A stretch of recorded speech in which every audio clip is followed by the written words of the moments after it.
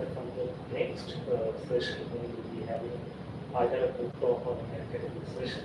It is expected that our teachers also by rotation will introduce the session itself. So the Institute of Language Studies and Research has been organizing academic events like book talks. Book talks are most important.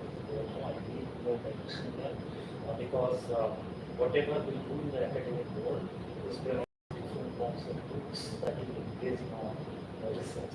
Now, ILSR has recently been granted the British Library Endangered Archive research grant for digitalization of rare archival materials at the Mukherjee Society in Kolkata.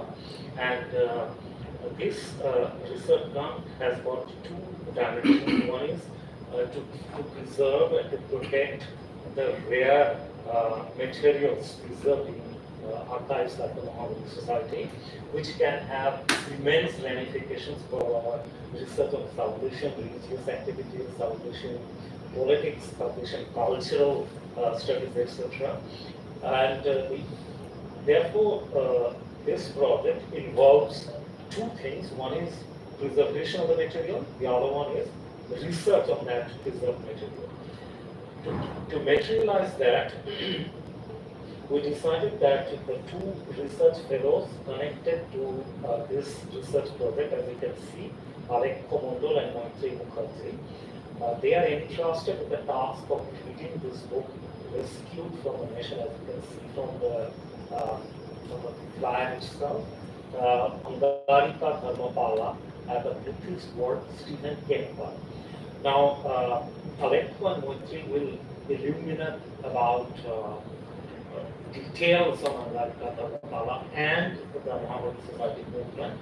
But before they go on to that, I just briefly mention that I was recently reading a book by David Bob on the Brahmo Samaj, and it was mentioned that when the Parliament of Religion took place in 1893 in America, where Vivekananda participated and became very famous from there. Angarika Dharmapala was another person who participated and represented the Buddhist side in that Parliament of World Religion.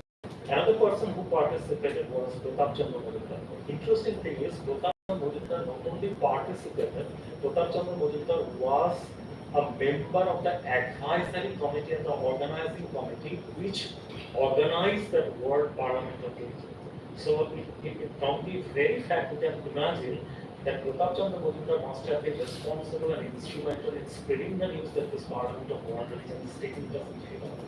So Vivekananda became very famous, but I also came to know from David Bob that according to Unitarian Press in America, the most famous talk of that gathering was the talk of Pratap Chandra Majumdar. Although we know in Bengal that Vivekananda's talk was most we did not go into the debate of it whose talk was moving forward or not. But what is most important is that there are various histories which get lost and obscured in this populist formation of certain dominant narratives on a certain segment of history.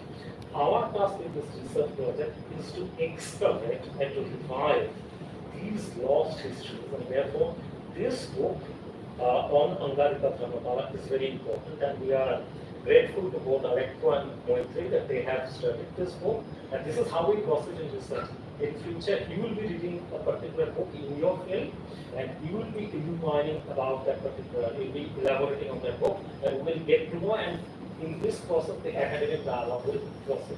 So without wasting further time, I request and welcome Alekhya and Maitrayee, and it is over to them to begin. Just one point which I say to both of them, and just to repeat. Imagine and assume that none of us have read this book. So give a brief outline about the book itself, and then go for the development. Over to you. So you get 45 minutes for presentation, followed by another 40 minutes of discussion. No, 40 minutes or 45 minutes you can take if you can, and then discussion. Over to you. তার মানে এরকম ভাবে ধরে নিচ্ছি, let's assume in this way that if there আমি ওইভাবে তো sorry I don't want yeah I mean, I will take some questions at the end, but the format is like this, that I first speak and then I will pass the mic to her. And then, I mean, you will find a lot of overlapping topics among both the talks, since we discuss primarily on the same aspects and objectives. So the questions and clarifications and comments, whatever may come, just make sure that they follow her. So my heartfelt apology, as it is self-evident, I am not an authority of the topic of today. I do not have any formal initiation in Buddhist studies, and as I speak, my learning is somewhat incomplete. As Shukanshrudri used to remark at some point, that the only way to learn something is to expose oneself to ignorance, and I would like the audience to accept my portion of the talk as my formal exposure to areas unexplored. Just a side note, we are not going to speak on Buddhism in general, we are going to speak on a work about a Buddhist revivalist, and therefore the approach is primarily historical but somewhat narrative. So the book that we are going to discuss is titled Rescue from the Nation. And we can understand that rescue is somewhat a pretty unusual choice for an academic title. And the intriguing question in this aspect is, why does Anagarika Dharmapala, a Buddhist revivalist, requires to be rescued from the nation? The point is that Kemper uses the nation as a shorthand for the nationalist discourses. Kemper declares at the very onset that influential scholars like Gananath Obsekere, who is credited with the coinage of the term Protestant Buddhism, and Ananda Guruge, who is actually a civil servant, has treated Dharmapala only in the context of nation. Contrarily, his global outlook towards a modern Buddhism went largely unnoticed. So Kemper writes, a world has been lost by either treating Dharmapala's life abroad as a sidebar to his life at home or ignoring it altogether. And that loss entails more than the sheer volume of his career spent away from the island. The narrow focus creates a teleological understanding of his life as leading to the major events as subsequent Sri Lankan history. Another author, the publication of which postdates this book, Sarath Amunugama, his book is titled The Lion's Road. He wrote, Amunugama notes, in Return to Righteousness, Ananda Guruge portrays him, Dharmapala, as the voice of traditional Sinhala Buddhist nationalism. In another text, Guruge mentions, Anagarika Dharmapala spearheaded the revival of Buddhism in Sri Lanka and was a pioneer in the struggle for national freedom. As Kemper pointed out, the nationalist discourse on Dharmapala, while relying on the basic notion that Dharmapala supplied a religio-nationalistic identity to the island nation under colonial reign, they oftentimes ignore Dharmapala's universalist belief and his attempt to formulate Buddhism as a world religion. The motive behind Kemper's monograph, therefore, is to facilitate a counter discourse. In fact, it would not be too tall a claim to say that the work marks a paradigm shift in Dharmapala criticism and research. But I should also like to imply that the nationalist way of looking at Dharmapala is by no means somewhat an ancient and erroneous piece of criticism. The blurb of Amunugama's even more provocatively titled monograph, The Lion's Road, one can understand the lion has a typical Buddhist imagery associated with it. The publication of which postdates Kemper's monograph states, Anagarika Dharmapala was a leading Sinhalist Buddhist reformer and national activist who ranks high among the makers of modern Buddhism. The Lion's Road is one of the first detailed accounts of Anagarika Dharmapala's life and the pioneering role he played in the Sinhalese Buddhist nationalism at a time when resistance to the colonial rule was confined mainly to the elite. So one can understand that we are seeing a motif, what the nationalism discourses is an omnipresent aspect. So, while by no means Amunugama's monograph can be called as an exercise in interpreting Dharmapala in a typical nationalist mindset, But in the closing chapter, Amunugama is even dismissing some of the propagandist and nationalist way of presenting Dharmapala. The blurb is at least an evidence that it caters to readers who still want to see him in the light, or at least not to alienate itself from such readers. We can also say that this particular nationalistic sense of criticism also enjoys a thorough popularity in the land of Sri Lanka. I'll try to explain this inference at a later stage in this presentation. So, Anne M. Radwan, his book is titled The Locations of Buddhism. She notes a characteristic feature of Buddhist organization in colonial Sri Lanka was to draw support from communities outside the territories of the nation and island, even though such sects of Buddhism had little in common. She elaborates, I quote, the colonial period's fear of Lankan Buddhist practice remained, as it has long been, an arena for merit making and protective devotion, and for the performance and arbitration of differences among monks and their lay patrons.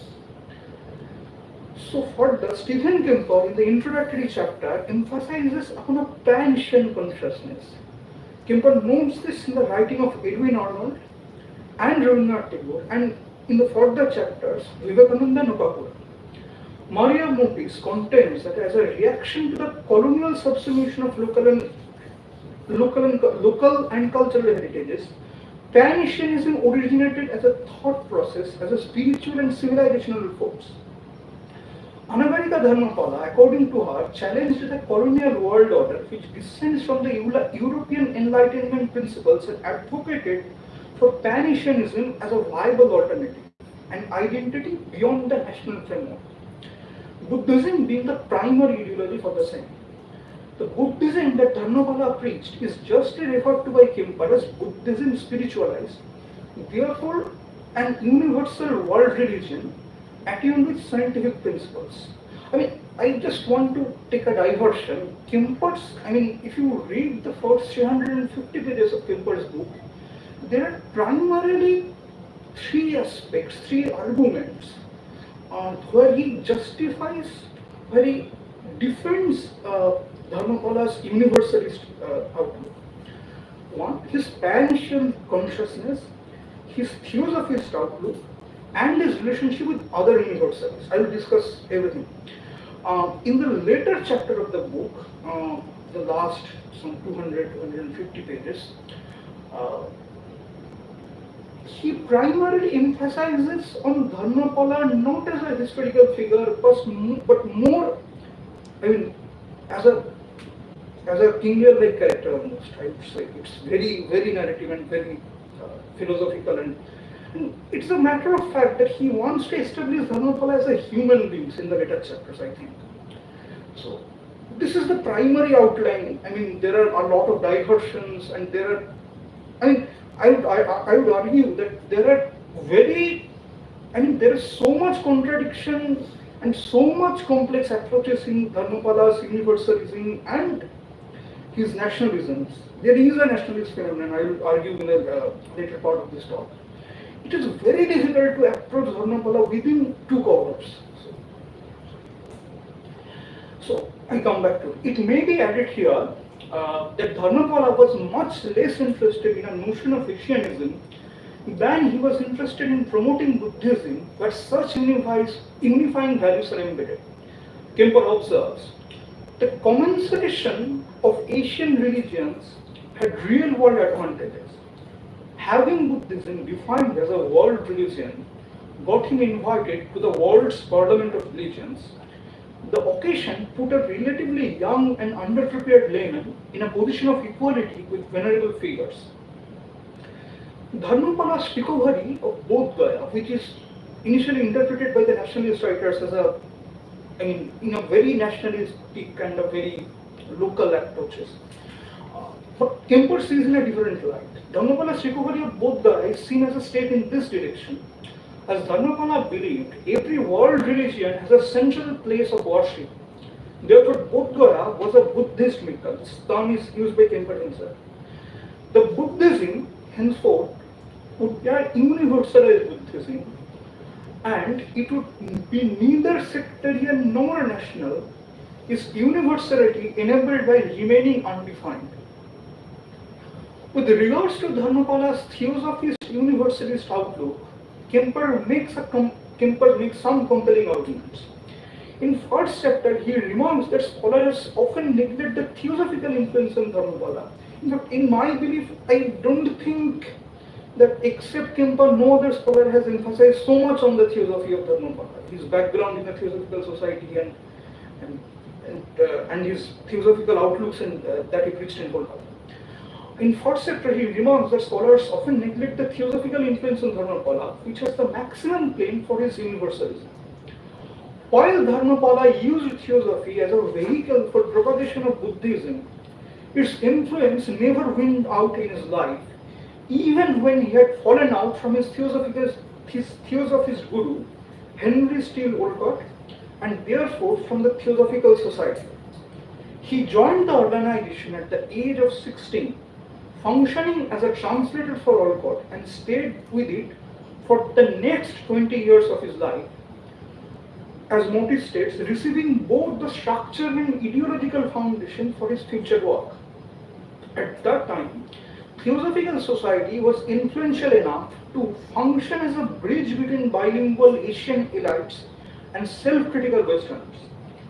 While the organization did not completely reject Western modernity, it proposed an alternate spiritual idea of civilizational progress. Therefore, the society opened up libraries, schools, and reading circles, monitored translations, and generally encouraged discursive activities among its members within the global network of branches. Several of these activities were extended and replicated by Dharmapala when he started institutionalizing his own interpretation of Buddhism in the form of Mahabodhi Society. At Creek Road in Calcutta, Mahabodhi Society started operating, and now it has shifted to, at the present location, in Mukherjee district, where all I was. Sharing their workspace with Theosophical Society, while Dharmapala himself, I quote from Kemper, moved from a Mahabodhi activity here and a theosophical activity there. When Olcott was of the opinion that Sri Lankans lack any real knowledge of Buddhism, his clear intention was that they lacked the knowledge of theosophized Buddhism. Olcott himself had a dual vision of religion. As a theosophist, he was cooperating with Dharmapala because Buddhism was very much his avowed religion. Moreover, Olcott, in his Buddhist catechism notes, the word religion is most inappropriate to apply to Buddhism, which is not a religion but a moral philosophy. Therefore, Dharmapala's own membership in the esoteric section of Theosophical Society strengthened his claim as a universalist. Kemper writes, when Sinhalas today say that Buddhism is itself not a religion, they overcoat other religions. By claiming that Buddhism is a philosophy and not a religion, they gain a familiar advantage. Buddhists gain another advantage in the bargain, subsuming more religions under their wing. As we shall see later, this westernized interpretation of modern religions had further advantages on Dharmapala. Theosophy, though oriented as a reaction against Christianity, it encoded within itself material from the latter, which is religious individualism or missionary work. This is stated by Moritz. Dharmapala functioned using similar methods and mechanisms. Besides Olcott's disagreement with Dharmapala for the worshipping of relics, we can sense that Dharmapala was anxious that his mission would soon be subsumed under Theosophical movement. It was combined with the fact that the Theosophical Society was divided in Blavatsky and Byzantine lines, and the Byzantine lines eventually went towards Hinduism. Kemper notes that Dharmapala's lifelong commitment to the Himalayan masters is often overlooked because his falling out with Olcott. His lifelong commitment to celibacy was never broken. While Dharmapala translates to protector of Dhamma and defender of the faith, Anagarika is a Pali innovation which roughly translates to homeless. The philosophical interpretation of Anagarika, when applied to his personal life, produces a conflicted result. He did spend most of his time abroad from Sri Lanka, his homeland, but he never did break away from his family in spite of his troubled childhood. His wanting to become a Buddha himself is often attributed to the wish of his father, and the family business provided him with an opportunity and environment to become well versed in English learning. As Dharmapala himself writes in 1927 in his diary, whatever good things I have done since my youth is due to the benefits I have received from my knowledge of English. He was primarily a vegetarian but occasionally consumed eggs, practiced meditation, and lived a life of solitude. As I presume, this particular lifestyle of him was directly inspired by Buddha and his teaching of the middle path, which discourages excess in sensual pleasures as well as in radical commitment to asceticism. His yellow robes were a marker of his life of renunciation, and Buddha was his only steadfast ideal. The primary success of ideology of Dharmapala was that it was able to convincingly and successfully replace sectarianism with modernity. His visit to Japan is an exercise to not only in spirituality and Buddhism, but it was also to raise funds for his Bodh Gaya cause, of which he was only partially successful. His acknowledgement of the superiority of Japan is for two reasons: that it was an industrialized nation, and as per his belief, it was quintessentially Buddhist. According to Dharmapala, Japan is a model Buddhist nation for its success in fending off colonial powers and developing itself. He also attempted to foster trade relationship between Colombo and Tokyo, get Sri Lanka youths vocationally trained, and even used his Japanese connection to expand his own family's business. He understood the importance of technology and media in the times. In 1906, he started Sinhala Buddhaya as his mouthpiece for revivalist causes, brought a second-hand printing press from Christian missionaries in Sri Lanka when he could not afford a new one, used and gifted fountain pens, and was an early adopter of typewriter when it was marketed in India. As his influence rose among the elites of Calcutta, he urged Sir Ashutosh Mukherjee, the then Vice Chancellor of the University of Calcutta and also the Vice President of Mahabodhi Society, to establish the Department of Pali at the university and even endowed a prize for the best students. He was successful in publishing issues of Journal of Mahabodhi Society, which benefited from an impressive English leadership in Calcutta and successfully facilitated pan-Indian communications of Buddhist ideas. Dharmapala thus was able to convince to his elite circle the cause he was pursuing was a revolutionary zeitgeist to the civilization, and his interpretation of Buddhism is free from the sectarian outlook of either Christianity or Hinduism, and, as Moritz says, independent from its original state of birth. Kemper notes that his setting to Calcutta has both Buddhist and theosophical motives, but not as independent interests, but trans-idiomatic ones. Kemper points out that it was the civilizational pride of elite Bengali Bhadraloks which Dharmapala wanted to encash for his missions. Narendranath Sen, the editor of Indian Mirror and one of the primary patrons of Dharmapala in Calcutta, lent editorial support for his Buddhist causes, for he believed that a fusion of Buddhism and Hinduism is necessary. Kemper informs that in Dharmapala's 1896 celebration of Buddha's birthday, the Bengali elite turned out in large numbers, but they came not so much to venerate Buddha as to celebrate the virtue of a great man who could be understood as a fellow Indian, a Hindu, or simply a civilizational asset. We can also say that Swami Vivekananda even thought of assimilating Buddhism to the larger sphere of Hinduism. And I think he carries it forward from Adi Shankaracharya. Vivekananda, also a Vedantic universalist, believed in the notion that Buddha is one of the incarnations of Vishnu, and such a belief already earned ire from Dharmapala because under this pretext, the Bodh temple was kept under the control of a Hindu Mahanta.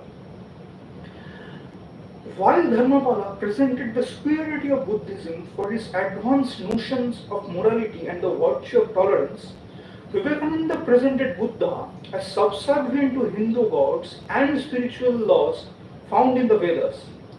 It was quite surprising that Vivekananda's prima facie discontent towards Dharmapala was for the latter's lack of learning, but the audience may feel free to correct me. I could not find any scholarly accounts which guarantees Vivekananda's own familiarity with the language of Pali as well as the Pitakas. On the other hand, though Dharmapala did support Vivekananda, he eventually understood that Vivekananda wanted to rescind from Buddhism in a tactical manner. A far more complex scenario is the public dispute between one of the closer comrades of Vivekananda, Sister Nivedita, and Dharmapala. Nivedita attempted her best to execute the materialist side of Vivekananda's ideology, which carried implications as much political as metaphysical. Her letter to the statesman openly described Dharmapala as a wretched fanatic, as she believed that Bodh Gaya under Mahan's control was the holy site of Indian nationalism. Dharmapala in no ways would agree with Okakura, who is also an universalist, as I said, because although Okakura believed in the stationing of Buddhist monks at Bodh Gaya, unlike Dharmapala, he did not believe in the sectarian erasure in the name of Buddhist unity. Nivedita, although sympathetic towards Okakura, still decided to side with Indian nationalism. Kemper takes a much sympathetic stance towards Dharmapala, writing, please note these words, Dharmapala, who wanted to create a Buddhist world, joining ethnic Buddhists across Asia and Western Buddhists newly made, was neither a pan-Asianist nor a universalist. I mean, please note the sarcastic stance, the rhetoric here. He was a communalist. That he was not an Indian himself, and that Indian Buddhists did not count locally as a political force of any consequence, did not protect him from the charge. Nivedita accused Dharmapala of communalizing a community that did not even exist. Now I come to the prisons which follows from Kemper's this monograph, but not necessarily agrees with it. So in an earlier monograph that is published in 1991, Kemper provides a very different insight to the outlook of Dharmapala. He writes, when Dharmapala spoke of Vijaya, he emphasized a single part of his persona, his Aryan origin. By emphasizing the Aryan character of their common ancestor, Dharmapala gave a substantialized identity to the people who had to be brought into unity. Dharmapala used Aryan as a racial category, which allowed him to portray Sinhalas as ancient people, different from the other ethnic communities of Sri Lanka and superior to them because the Sinhalas have no slave blood in them and have never been conquered by either the pagan Tamils or European Vandals. Although he believed that the Sinhala race was intact, Dharmapala could not deny that Sinhalas has been corrupted by colonialism. So you can see that Dharmapala is hell and heaven different from the earlier stance that he's taken. But I will try to maintain a reconciliation at the end, as I progress. So this monograph, titled The Presence of the Past, chronicles politics and culture in Sinhala life. This text follows in a tradition of interest in nationalism, historical anthropology and culture theory. With a cautious rhetoric and with fewer words, Kemper in the 1991 monograph sees him exclusively as a nationalist whose means of unification of his motherland does not follow a metaphysical universalist philosophy, but a far less sophisticated idea of ethnicity.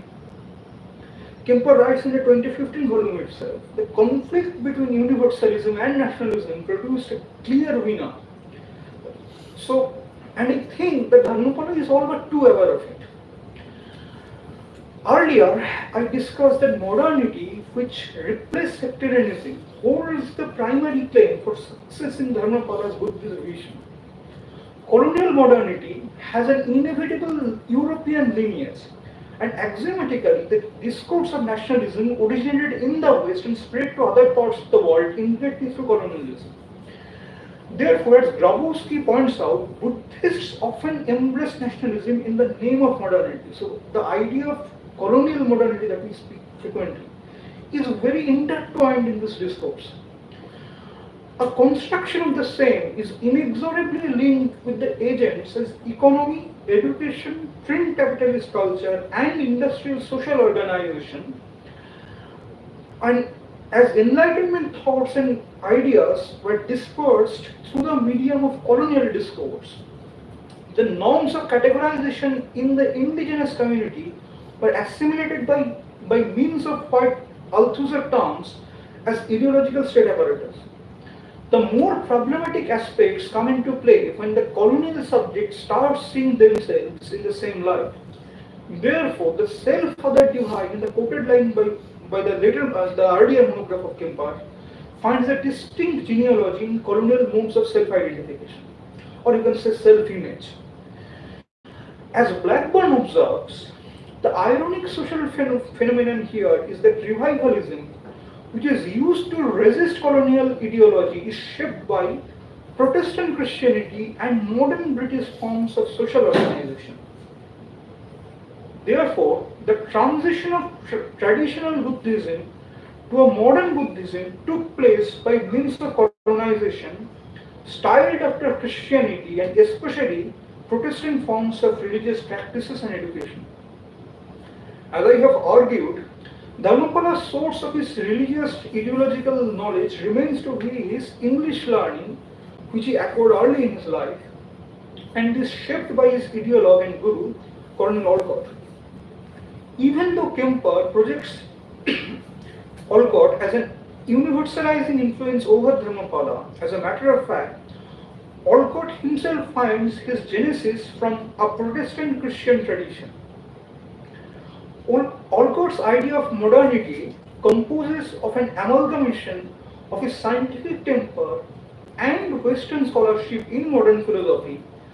He devoted an entire section of Buddhist catechism to project Buddhism as a scientific religion. Olcott borrowed organizational moral reforms from his Protestant contemporaries, and Dharmapala readily adopted them. But a complicated bias of Olcott is what Prothero terms academic Orientalism. As Prothero states, along with a penchant for libraries, Sanskrit studies, and professional societies, Olcott imbibed four biases that he shared with academics like Max Muller and Rhys Davids, who together transformed the Orient into an academic field. Those biases include, number one, a primitivist bias, which equated the original religion with that religion's essence; a textual bias, number two, which saw a religion's scriptures as its authoritative manifestation; and number three, a cultural bias which saw Orientals not as heathen but as lesser breed nonetheless; and number four, a moralist bias which defined religion in ethical terms. Olcott therefore attempted to reinterpret Buddhism as per his own formations, and Olcott's followers adopted them, a prominent one being Dharmapala himself.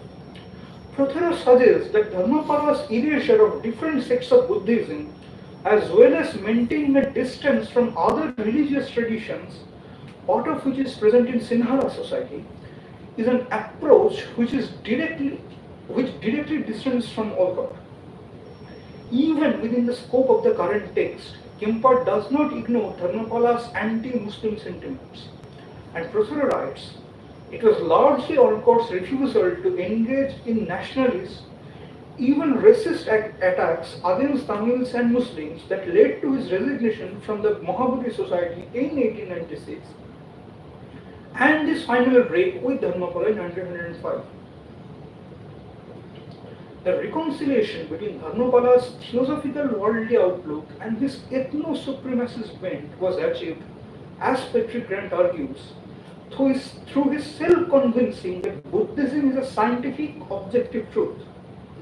Accordingly, Dharmapala believed that Buddhism is an advanced system of faith because it transcends barriers such as caste, creed and race, and also ethnicity, therefore promoting a set of universalist values.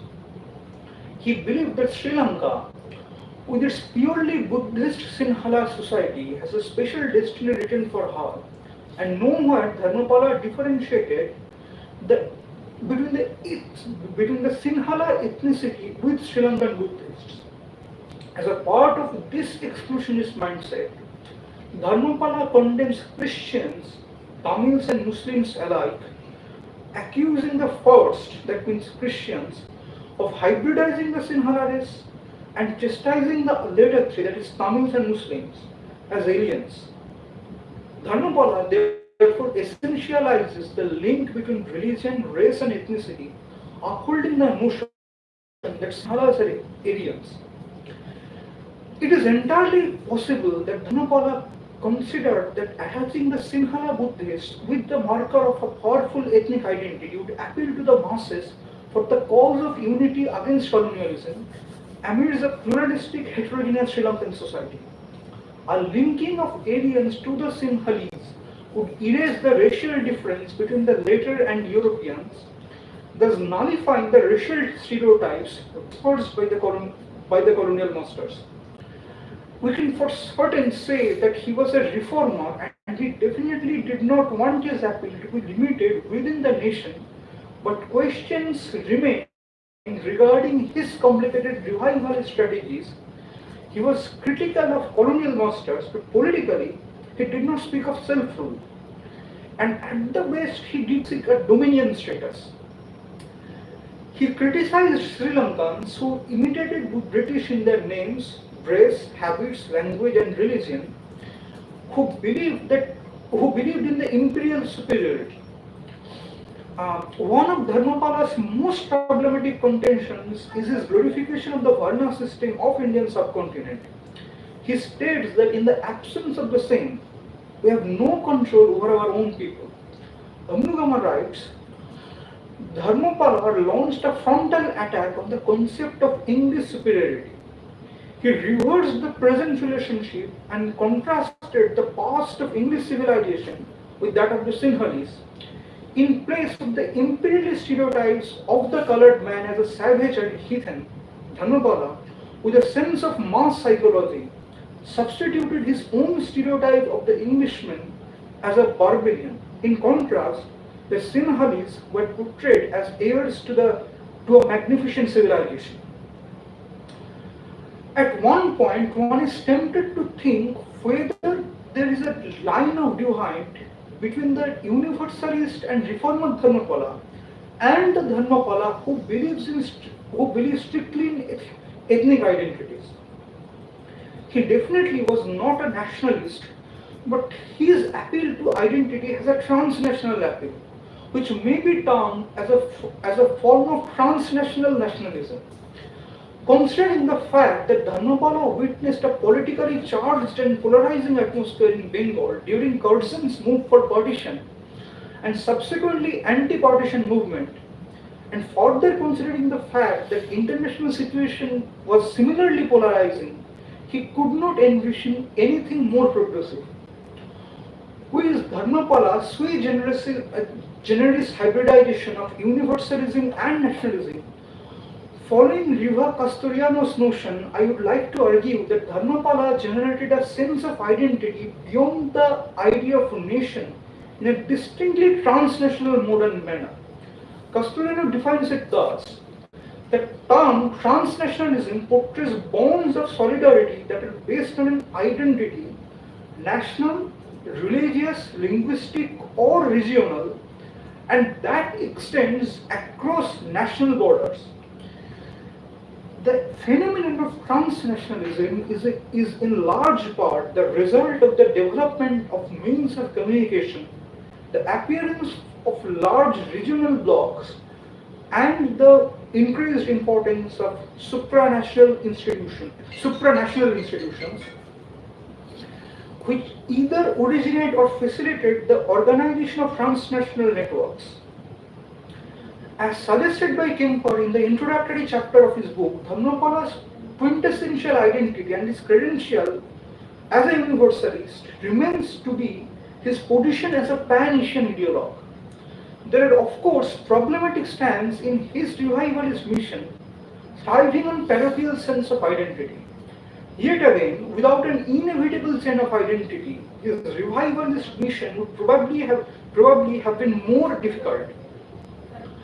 A possible comparison may be drawn between Anagarika Dharmapala and Swami Vivekananda, and in the case of latter, even though Vivekananda preaches a global outlook, advocating for a Hinduism and Buddhism hybrid identity, in India he maintains a problematic silence on Buddhism and emphasizes on a Vedantic heritage. This creates an often overlooked similitude with Dharmapala, who, even though argued for a liberal Buddhist identity in the global sphere, resorted to a somewhat narrow mode of discourse based on a strict interpretation of Buddhism and an upholding of glorious national heritage based on religion and race. Rambukwala notes, this duality is not unique to Dharmapala. It is a structural feature of Sinhala nationalism, which often sees Buddhism both as a highly particularistic legacy of the Sinhala community and also as something that gives identity and location to the nation in the global order. However, Dharmapala's universalism abroad and particularism at home undermine the authenticity attributed to him in later nationalist recuperations. Rather than a die-hard nationalist, we may see a man who strategically shifts his position to operate in a translocal world. Dharmapala's transnational nationalism, in spite of his problematic stance, lends a voice to the global postcolonialism. While he focuses on the Sinhala community, emphasizing on the racial and religious heritage, he does not ignore other global ideologues and even acknowledges sometimes the benevolent strand of Christianity in the process. For Dharmapala, the humanistic values of Buddha are not idle ideals, rather they serve him with a means to an end. Dharmapala's search for a pan-Asian identity by means of Buddhism can also be interpreted as an obverse to the militant nationalism which gave rise to World War I. As I wrap up my portion, I would like to provide a substance from the closing chapter of Amugama, which explains the writings on Dharmapala and their nationalistic bent. Post-1958 ethnic violence in Sri Lanka, combined with the Vietnam War, where Buddhist monks confronted the American Catholics, gave rise to the question of the ethnic identity of Sri Lankan Buddhists. And this attitude was reflected in scholars alike. Stanley Tambia and Ganana Topsekare were pioneers in anthropological research on the topic, and Max Weber's theory on the relationship between the rise of capitalism and Protestant values presented them with an accessible and timely methodology. Since 1956 election, it was evident that the current electoral politics of Sri Lanka favored the Buddhist revivalists. Therefore, both of the two major parties, number one is the United National Party and Sri Lankan Freedom Party, the latter is headed by SWRD Bandanaika, started projecting their sympathy for ethno-cultural identity of the Buddhists, projecting Dharmapala as a nationalist icon. Ananda Guruge, a Sri Lankan civil servant and a scholar of Pali, who actually compiled and edited the volume of collected writings on Dharmapala, which is titled Return to Righteousness, clearly mentions that he wanted to present Dharmapala as a nationalist when he edited the collected writings of him titled Return to Righteousness. A declining secularism of the island nation bears the implication that even though not all Buddhists are fierce nationalists, Anagarika Dharmapala has primarily been seen so. The liberal sphere of writing around Dharmapala in Sri Lanka has interpreted him as a benevolent nationalist hero, and the more conservative stance painted him as an extremist and a militant nationalist to suit the political needs, ultimately tying him to the nation by either of the stances. In a quest for the historical Dharmapala, therefore, Stephen Kemper's book marks a proper contrast to the already monolithic Dharmapala criticism. As I tried to suggest, the historical Dharmapala was a far more complex figure, and capturing him is beyond the scope of any single monograph. Therefore, even if Stephen Kemper is successful in rescuing Dharmapala from the nation, whether the nation could be rescued from Dharmapala is really another question for another day. Thank you.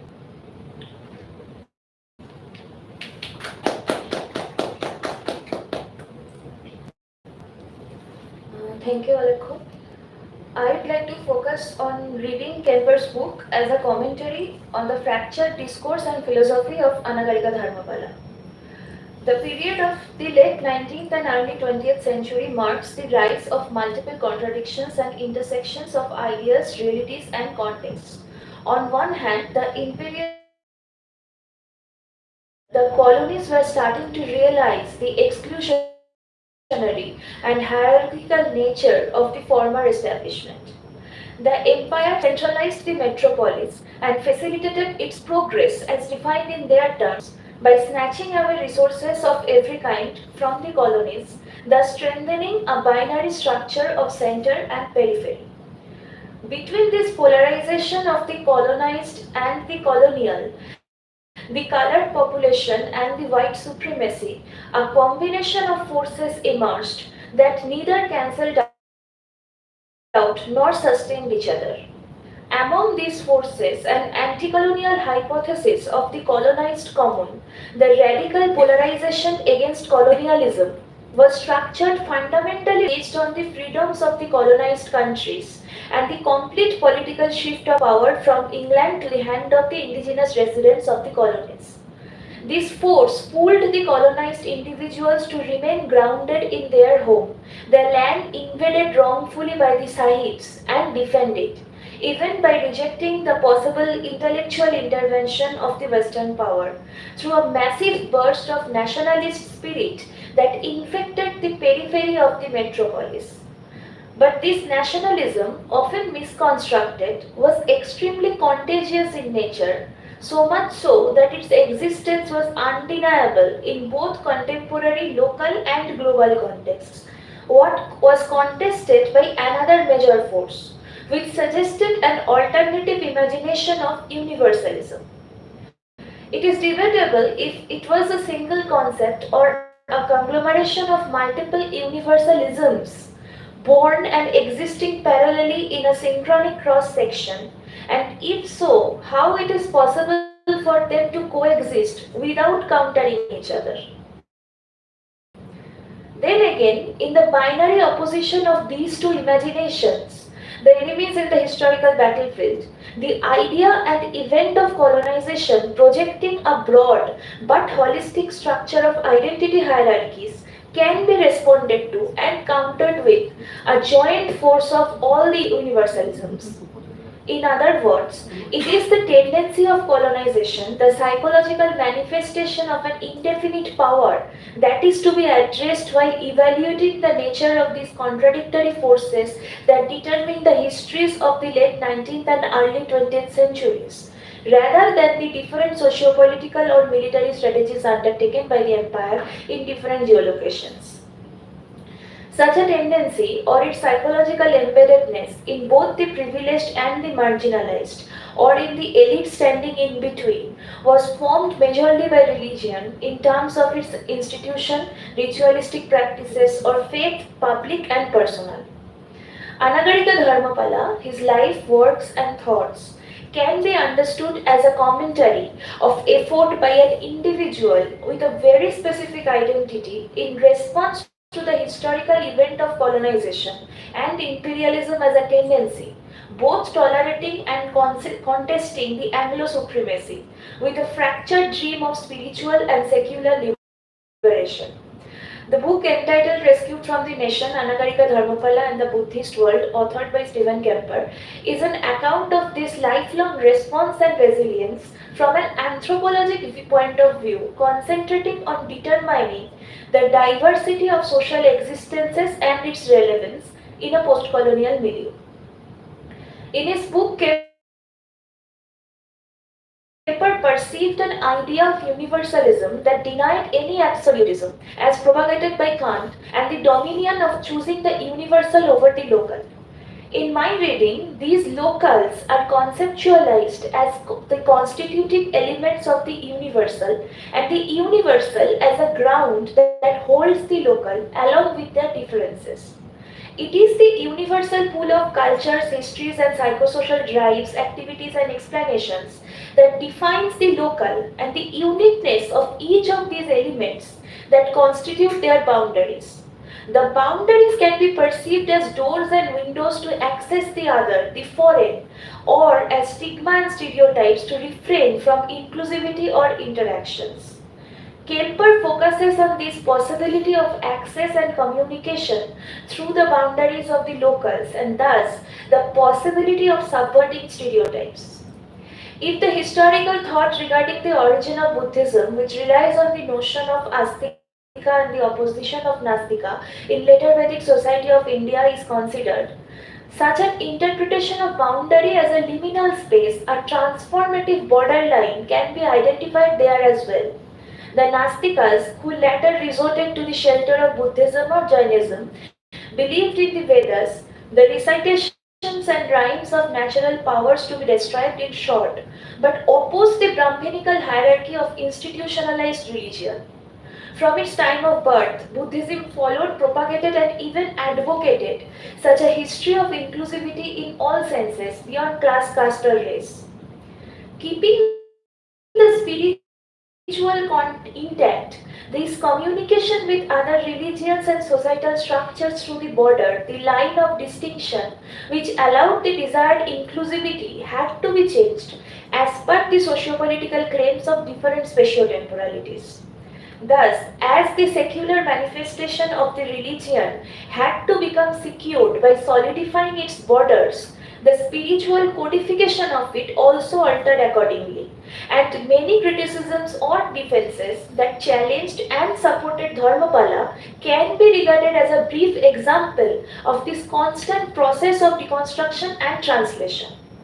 For Dharmapala, his translation and communication through boundaries were not only between the sectarians of Buddhism and the imagination of Buddhist universalism, but between the self and the public, the identity of being a colonized and a citizen of the world, and finally, between being absolutely passionate about the spiritual terms of Buddhism and the ways of realistic manifestations made by him in a time when contradictory forces of universalism and nationalism were working simultaneously.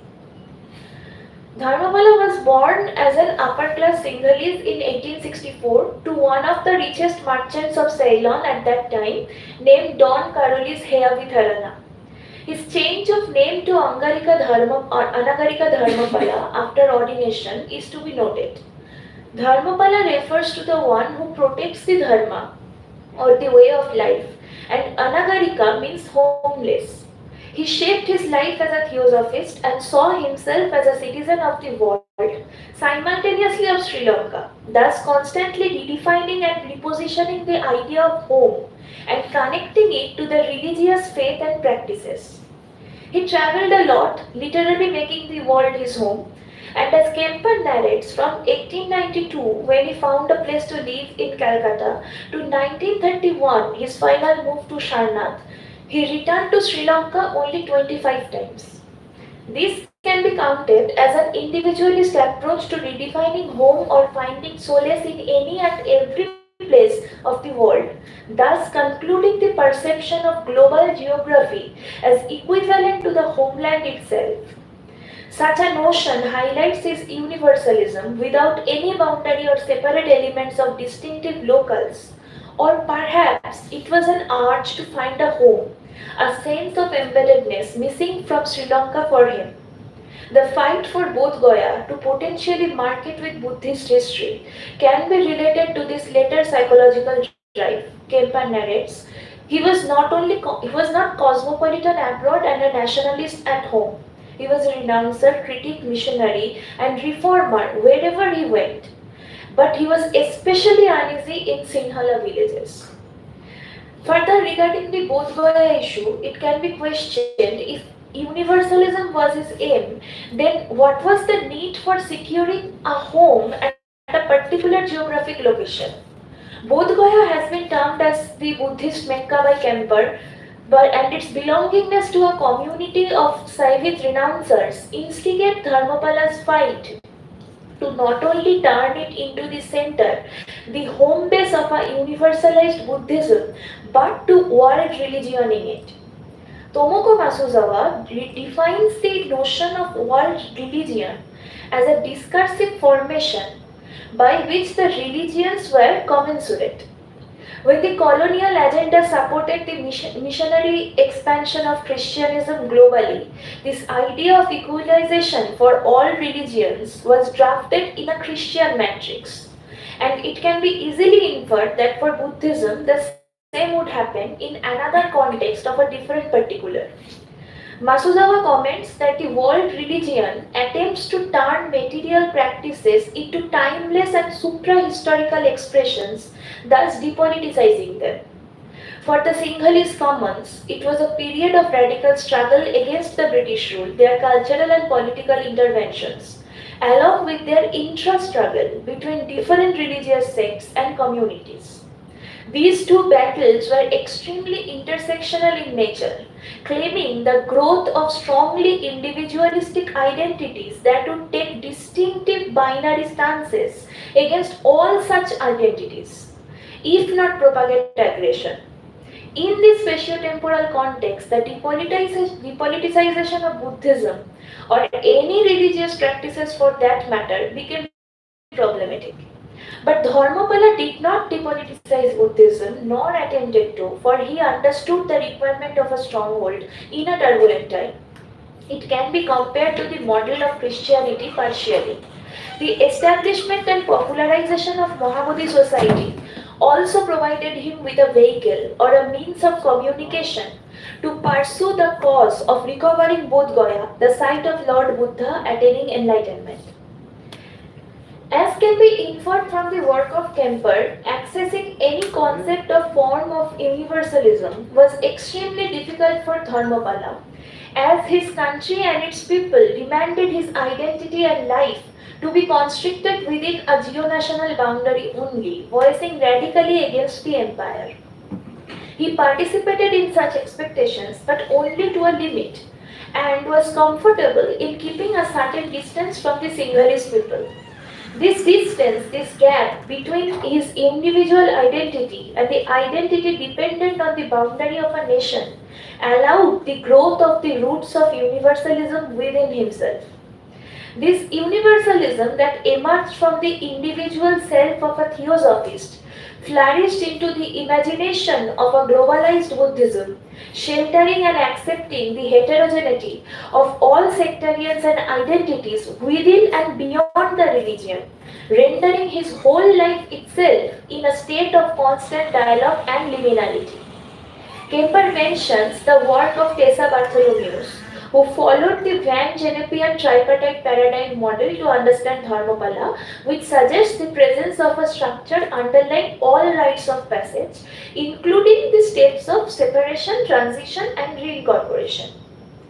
Leaked through the gaps between the narrowness of individualisms, the inevitability of conflict for hierarchy in universalism, and the tension between spiritual and national formation of self-identity, the entire life of Dharmapala can be perceived as a rite of passage, following repeatedly and spirally the tripartite model. Such agility required certain physical manifestations of communication and transformation. Thus, an extremely privileged amount of monetary and other resources which Dharmapala received as a birthright from his family. This position within the upper class separated him from the masses in Sri Lanka, and he was often criticized as an agent of the British or the propagator of colonial agenda. These criticisms were further supported by his wholehearted letters to the empire, with a language that did not in most cases oppose the authoritative position of the colonial power, but held an intention, as suggested by Kemper, of accessing universality within the already built geopolitical boundary of the empire. Even if the duality of intention and recipients of the letters and conversations are considered, in a conflicted time with contagious nationalist rigor at every turn of the streets of colonized lands, it was impossible for the commons to reflect on the true philosophical aim of Dharmapala. The criticisms and wrongful accusations of scholars, nationalists, and other influential personas did not help his case, making it difficult for him to continue the translation and conversion between self and the public. Dharmapala attempted to mirror the self-growth and his work toward the growth of an imagined Buddhist unified community. Kemper includes in his book that Dharmapala believed and wrote that without reforming themselves, the Sinhalese cannot achieve any kind of improvement in terms of liberation or lifestyle as subjects of the empire. But his contemporary time claimed polarization and radical conflicts along with the rise of individualism and identity for the intra and interracial and class conflicts. The formation of identity also includes an intersection of the national, universal, and religious alignments of an individual. Dharmapala himself practiced three kinds of Buddhism in three different spaces, as Kemper describes, as per their specific socio-political needs, termed as locative pluralism by Blackburn. Simultaneously, universalism is a heterogeneous concept itself, with plurality fundamentally defining its nature, otherwise it renders into merely veiled particularism, only termed differently. However, due to the nature of the intersected phenomenon, those different practices did not remain separated, but one practice in one space influenced and decided another practice in a detached space. At points, he disassociated from his identity as a Sinhalese man of colored skin and avoided the hierarchy already at work in global sociopolitics, for he prioritized and believed in the supremacy of theosophy rather than activism. Torn between defending the racial identity of Sinhalese and the universal identity of pilgrim on the way to achieve Nibbana, a realist manifestation of mirroring between a concrete self and versatile plural universalisms was almost impossible, and for attempting to do so, Dharmapala was broadly misunderstood. The fractured and liminal condition of individualism, nationalism, and universalism, their intersections, and relentless conflict among each other subdued the theosophic utopia preached and visioned by Dharmapala. The personal journey of Theosophist Dharmapala was not a series of sacrifices and transitions made by the individual to encompass the route toward Nibbana, but rather was fundamental to his priorities. He did not follow the usual path and turned into a celibate monk from being a layman involved in samsara, but he was a celibate from the very first. Celibacy was an indicator of the gap I earlier mentioned, through which his self and philosophy squeezed through the suffocation of nationalism that was embedded in the smallest unit of non-Western nation, family life. Kemper mentions that when a South Asian man takes the path of renunciation, he gives up not only his family but also his class identity. This articulation and entanglement of his identity of the individual self within their family was utterly rejected by Dharmapala. Celibacy for him was not an act of sacrifice or withdrawal, but an alternate way of life in itself that sustained itself and individualism in a universal context. It was a gap created by him, not particularly against the family life, but to leave a space to escape samsara. It was his conceptualist design of being, rather than a religious rite with pure theosophic purposes. But the family of an individual does not only signify their inner philosophical intentions but also positions them in a particular socio-political class, which is also asserted by Kemper. Here, in my reading of Kemper's account, the birthright of Dharmapala as a descendant of an upper class and monetarily rich family becomes relevant. For although he was able to disassociate to some extent from his engagement within family life, it shaped his psychological and social mediations, making him almost oblivious to the relevance of his class identity in the conflicts of nationalisms and universalisms. This can be identified as a breach in his imagined universalism. As per the account noted by Kemper in this book, Dharmapala perceived the challenges, constructions, and consciousness of the lower class and rejected them as not the correct representatives when they were British and expected personal reform from them when they were Singhalis. In Kolkata, he was only comfortable with and indulged in dialogues with educated Bengalis and elite class rather than the commons. As I mentioned earlier, he believed and wrote that without the self-reform of the Singhalis, the British could not bring justice to him. He was against racism and wrote to the empire regarding this issue many times, only when it was restricted among the people of higher class.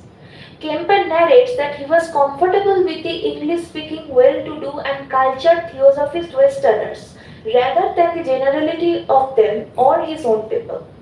Thus, his imagined unity or the globalized Buddhist community became a very fidelicious translation of his own journey as a man of the elite upper class, causing an infringement in an otherwise inclusive advocacy.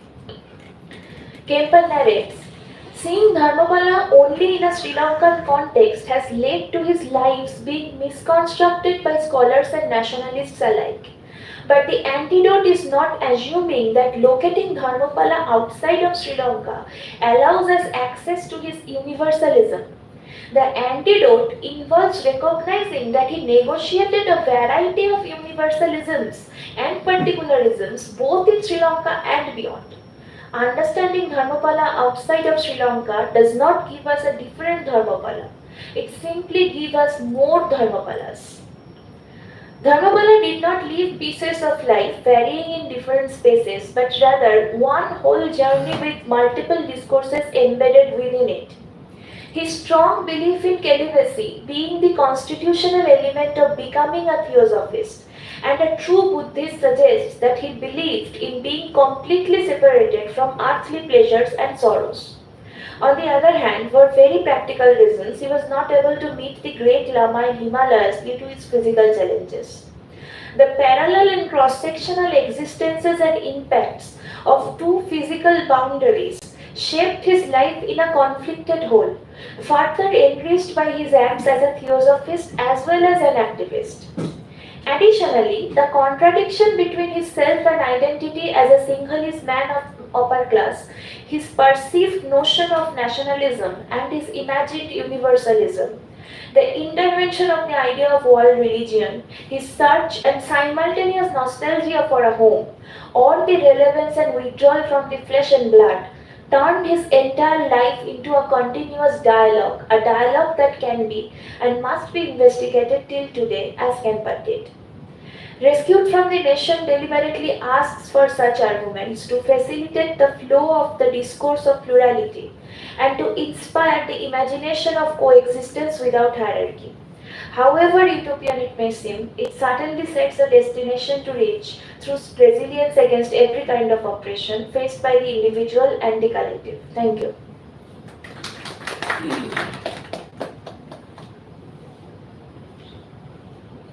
Thank you both. So questions, feedback, observations?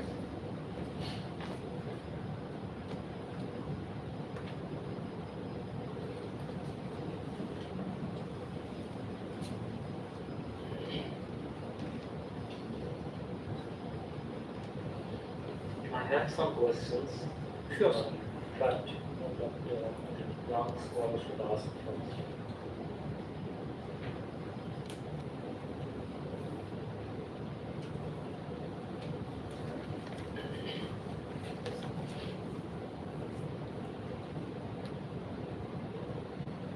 You can ask questions in Bengali also. No problem. আমি আমাদের দুজনের বক্তব্য শুনলাম এবং অত্যন্ত গুরুত্বপূর্ণ একটি বক্তব্য এবং আমি অত্যন্ত আগ্রহী। আমার নিজের ইচ্ছে করছে এরপরে এই বিষয়ে কিছুদিন পড়াশোনা করা অত্যন্ত জরুরি। একটা ব্যাপার আমি একটা ছোট্ট উদাহরণ দিয়ে শুরু করি। প্রথমত হচ্ছে আমি সকাল দিকে সাহেবের সঙ্গে বিষয়টা নিয়ে ডিসকাস করছিলাম। সেটা হচ্ছে রিসেন্টলি দক্ষিণ ভারতে একটা ঘটনা দেখা যাচ্ছে যে সেখানে খ্রিস্টিয়ান মিশন মানে মিশনে চার্চে ওখানে একজন রিপোর্টার বলছে চার্চে এমন ভাবে ওরা অনুষ্ঠান আয়োজন করছে ঠিক সেটা যেন মানে কোন একটা পুজোর অনুষ্ঠান হচ্ছে বা কোন একটা হিন্দুর কালচারের অনুষ্ঠান হচ্ছে, ঠিক ওইরকম সেটিং করে ওরা কিন্তু ওদের কালচারটাকে একটা মিক্স কালচার করার প্রতিষ্ঠা করতে আছে। আমি এই টেন্ডেন্সিটা কেন কথাটা বলছি যে আমাদের একটা জিনিস দেখতে হবে, সেটা হচ্ছে যে মানে তোমরা একটা বিষয় তোমাদের আলোচনার মধ্যে উঠে এসেছে যে এই মানে কোন একজন ব্রিটিশ যখন খ্রিস্টিয়ানিটির জায়গা থেকে খ্রিস্টিয়ানিটির বদলে তারা অন্য ধর্মের অন্য জাতিগোষ্ঠী এবং রিলিজিয়ানের আমি বলছি যে এখানে তো বলা হচ্ছে যে ওই উনি যার সঙ্গে কাজ করেছেন ধর্মপাল যার সঙ্গে কাজ করেন উনি তো নিজেও একজন, আপনি অল্পটের কথা বলছেন তাই তো? হ্যাঁ অল্পটের কথা বলছি। তো উনি যার সঙ্গে অল্পটকে কিন্তু বলা হচ্ছে যে বুদ্ধিস্ট মানে উনি মানে বোম্বেতে উনি কাজ করছেন, সো মানে কাজ করানো করে ওইদিকে যাচ্ছে, আমি ঠিকই বলছি। হ্যাঁ আমি যেটা আমার প্রশ্ন যেটা সেটা হচ্ছে যে মানে এবং আরেকটা ছোট্ট বিষয় বলে আমি আমার প্রশ্নে যাচ্ছি, সেটা হচ্ছে রিসেন্টলি একটা ঘটনা যেটা ওই শ্রীলঙ্কার প্রেসিডেন্ট একটা কথা বলছেন বুদ্ধিস্ট উনি সম্ভবত কোনো একটা স্কুলের অনুষ্ঠানে গেছেন, উনি বলছেন it is the monks who protect our country, religion and race। এবং একই সঙ্গে দেখা যাচ্ছে উনি খুব গুরুত্বপূর্ণ উনি একটা কথা বলছেন যে Buddhist nationalist sentimental throughout the country by framing Muslim as an existential threat to Buddhists and their way of life। তার মানে হচ্ছে পরোক্ষভাবে অ্যান্টি মুসলিম একটা রিটোরিক ওনারা কিন্তু কান্ট্রির মধ্যে তৈরি করছে। অর্থাৎ ঘটনা হচ্ছে যে এই পরিকল্পনাটার মানে কোন ব্রড সেন্সে এরা কাজ করছে। মানে আমি বলছি যে আমি কোনো রকম ভাবে ধর্মপালের যে এত বড় একটা কর্মকাণ্ড এবং বুদ্ধিজমের সম্পর্কে ওনার যে চিন্তা ভাবনা, আমার কোনো রকম ভাবে সেই নিয়ে প্রশ্ন নেই। অবশ্যই এটা একটা বিশাল বড় ব্যাপার, কিন্তু এর মধ্যে কলোনিয়াল যে ফ্রেমিং, সেই ফ্রেমিংটা কিভাবে অন্য ধর্ম বা অন্য রিলিজিয়ানের উপর রিলিজিয়ানকে মানে ওরা নিজেদের মতো করে ফ্রেমিং করেছে। মানে তোমাদের আলোচনার প্রথমে একটা উঠে এলো না ন্যারেটিভ, আমি বলছি যে এক রকমের ন্যারেটিভটা তৈরি করা হচ্ছে এর ইতিহাসটাকে দেখা, সেটা নিয়ে তোমাদের আমি বলছি এখন কিছু বলবে। এখন আমি দু তিনটা কথাবার্তা বলি না, সেটা হচ্ছে যে সাউথ ইন্ডিয়ার মতো আপনি এক্সাম্পলটা দিলেন, খুব জরুরি একটা কথা বলেন, একটা প্রশ্ন আমি এক্সপেক্ট করছিলাম আসলে। তো দুভাবে জিনিসটা হয়েছে, মানে একটা বিষয় হচ্ছে কি যে মানে বুদ্ধিজম কিন্তু যে পিটাকাস যে টেক্সট, এটা কিন্তু সেন্ট্রাল টেক্সট নয়। মানে আমাদের মানে অনেকের একটা ভুল ধারণা থাকে যে ত্রিপিটাকাস মানে প্রথমত তিনটাই না, তিনটার বেশি, এবং প্রত্যেকটাই এক একটা বুদ্ধিস্ট ট্র্যাডিশন থেকে উঠে এসছে। এবং জিনিসটা কি কোন দিকে দাঁড়াচ্ছে আমি একটা আইডিয়া দেওয়ার চেষ্টা করছি পুরো বিষয়টা। that the Buddha is usually not having the teacher Buddha, the preacher Buddha is not giving an exactly a very exclusionist approach. Everyone can have their own faiths and they can join within the clan. Clan do not take this as a very restrictive sense. ব্যাপারটা কিরকম দাঁড়াচ্ছে যে যখন ultimately যখন বুদ্ধিজমের যখন যে জায়গাগুলো দাঁড়াচ্ছে যারা বুদ্ধিজম যারা অন্যান্য ট্র্যাডিশনের দিকে যখন যাচ্ছে সেই একইভাবে যেটা হচ্ছে যে মানে ফাইনালি যে দিকটায় আমি যেটা এমফাসিস করতে চাইছি যে তার পরের পরের যারা ইন্টারপ্রিটার যারা তারাও তৈরি হচ্ছে যারা তার মানে ওনারা নিজেরা চাইছেন না যে এক্স্যাক্টলি যে ধরুন কেউ হিন্দু সে যদি তার সেই পার্টিকুলার ফেথে বিলিফ রাখেন তার দরকার নেই যে তাকে হিন্দুইজমটাকে অ্যাবান্ডন করা। আমি কেম্পারের একটা লেকচার আমি ইউটিউবে আছে ওখানে লাস্ট একটা সেকশন উনি একটা কথা বলেছিলেন।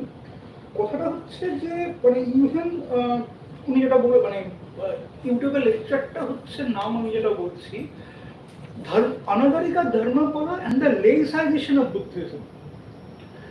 তো ওখানে উনি একটা কথা বলছেন যে যে ইভেন মানে ক্রিশ্চিয়ানিটি নিজে আমি ক্রিশ্চিয়ানিটির ব্যাপারটা পরে আসছি এক মিনিট বাট ক্রিশ্চিয়ানিটির অ্যাসপেক্টে যদি আমরা বাদ দিই ক্রিশ্চিয়ানিটি যখন ইউরোপে যখন ঢুকছে তখন তার মধ্যে একটা এক্সক্লুশনিস্ট অ্যাপ্রোচ আছে। বুদ্ধিজমের মধ্যে কখনোই ওই এক্সক্লুশনিস্ট অ্যাপ্রোচের বিশ্বাস ছিলেন না। বুদ্ধা নিজে ছিলেন না, বুদ্ধিস্ট যারা রিলেটেড ফিচার তারাও ছিলেন না। এরপরে যেটা হচ্ছে যে ক্রিশ্চিয়ানিটি যখন শ্রীলঙ্কায় যখন বুদ্ধিজম আসছে দুরকম মানে কমিউনিটির মধ্যে ইভেন যেটা সেন্সাসেও তারা বোধ হয় 1960s ওই টাইমে যে সেন্সাসটা হয় তারা লিখছে ইনফ্যাক্ট যে রিলিজিয়ান পয়েন্টে তারা ফিল আপ করছে যে they are either Christian Buddhist or Tamil they are either Christian Buddhist or Hindu Buddhist or even Tamil Buddhist. তো ইভেন গেম্বার তখন বলে গেছেন যে গুজরাটে ইভেন একটা 1970s এর টাইমে তখন অব্দি একটা 2000 জনের একটা কমিউনিটি পাওয়া যায় who claim themselves as Hindu Muslims. তার মানে দুটোর মধ্যে আলাদা কিছু নেই, মানে দুটোই একসাথে নিয়ে চালানো যেতে পারে। এইবার যে পয়েন্টটাতে আসছি যে ক্রিশ্চিয়ানিটিও কিন্তু এইভাবেই এসছে, মানে যারা ক্রিশ্চিয়ান যারা প্রথম যারা হয়েছিল পলিন ক্রিশ্চিয়ানিটি তো ক্রিশ্চিয়ানিটি অ্যাকচুয়াল জায়গা, কিন্তু পলিন ক্রিশ্চিয়ানিটি যখন আলটিমেটলি আসছে তারা নিজেদেরকে বলতো Judeo Christians. So they are both following the tradition of the existing Jewish and ethnic community, not a religion in the very specific sense. তারা জিও থাকছে তারা খ্রিস্টানও হচ্ছে। ঘটনা হচ্ছে যখন সাউথ ইন্ডিয়ার অ্যাসপেক্টে আপনার আনসারটা এবার আমি আসছি যে সাউথ ইন্ডিয়ার অ্যাসপেক্টে যখন আপনি দেখছেন সেটা হচ্ছে দাঁড়াচ্ছে যে সেখানে ক্রিশ্চিয়ানিটি এবং বুদ্ধিজম অ্যাসপেক্টটা একইভাবে হচ্ছে, মানে এটা ইউরোসেন্ট্রিক লিনিয়েজ থেকে সরে আসা হচ্ছে এবং বুদ্ধিজম যখন আসছে তারা নিজের কাস্ট এবং কাস্ট সিস্টেম যে কারণে বুদ্ধিজম ক্রিশ্চিয়ানিটি দুটোতেই ঢুকছে যখন সাউথ ইন্ডিয়াতে আসছে। এর ফল দাঁড়াচ্ছে যেটা ফাইনালি যে পয়েন্টটাতে আপনি হয়তো আসতে চাইছেন সেটা হচ্ছে যে যা যা existing the status even Hindu symbols Hindu myths and also some of the localized interpretation of Buddhism and Hinduism এটা পুরোটাই অ্যাসিমিলেটেড হচ্ছে with this new framework of interpretation. আমি কি আপনার পয়েন্টটা বলতে পারলাম কিছুটা? আচ্ছা, আপনি এই যে প্রাইম মিনিস্টারের পয়েন্টটা বলছিলেন যে উনি এখন একটু এই পয়েন্টটা বলবেন যে এক্স্যাক্টলি ওই জায়গাটা আমি বুঝে উঠতে পারিনি যে আপনি শ্রীলঙ্কার কারেন্ট প্রাইম মিনিস্টারের কথা বলছেন। প্রাইম মিনিস্টার আমি এখানে একটা আর্টিকেল দেখতে পাচ্ছি যে 2014 রিসেন্ট একটা আর্টিকেলে দেখতে পাচ্ছি যে উনি 2014 সালে কোন একটা স্কুলে গিয়ে একটা ভাষণ দিচ্ছেন এবং সেখানে উনি বলছেন যে আমাদের প্রোটেক্টর হচ্ছে মঙ্ক, বৌদ্ধ মঙ্ক, তারা আমাদের প্রোটেক্টর। এবং উনি একই সঙ্গে বলছেন ওখানেই ওই কথাটা বলছেন যে মুসলিমরা আমাদের এই স্টেটের জন্য একটা থ্রেট, মানে হ্যাঁ ওখানে বলছেন। তার মানে আমি বলছি যে উনি বুদ্ধিজমকে মানে এই যে ন্যারেটিভ যেটা ন্যারেটিভ তৈরি করছেন যেটা সেই ন্যারেটিভটা আসলে তাহলে বুদ্ধিজমকে কি মানে আমি বলছি বুদ্ধিজমকে প্রতিষ্ঠা করার জন্য উনি কখনো অ্যান্টি হিন্দু কখনো অ্যান্টি মুসলিম এবং প্রয়োজনে হয়তো এরপরে উনি বলবেন যে অ্যান্টি খ্রিস্টান প্রাইম মিনিস্টার। ভারতবর্ষ কথা বলছি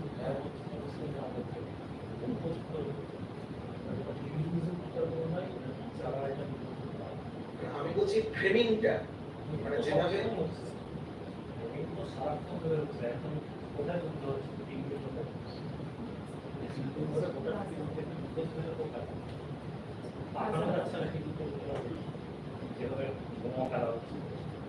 তারা বলছে যে আজকে আস্তে আস্তে পেপারটা অসুস্থ হয়ে যাচ্ছে, হামাসের লোকেরা আছে যেভাবে ইসরায়েলকে মেরেছে বা ইসরায়েলের মধ্যে বমি কি তাই এটার দিকে আমার পথে যায়। তো হিন্দুদের কাছে হামাস হচ্ছে সত্য, হামাসের কাছে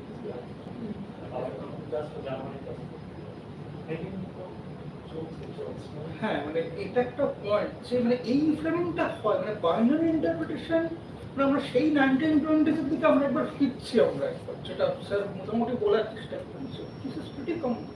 অলসো আমি একটা কথা এখানে অ্যাড করতে চাই, সেটা হচ্ছে যে ওই the spirituality or the religious entire the philosophical part of a religion, it does not work separately from the socio-political manifestation, যেটা কেম্পারি বারবার বলছে।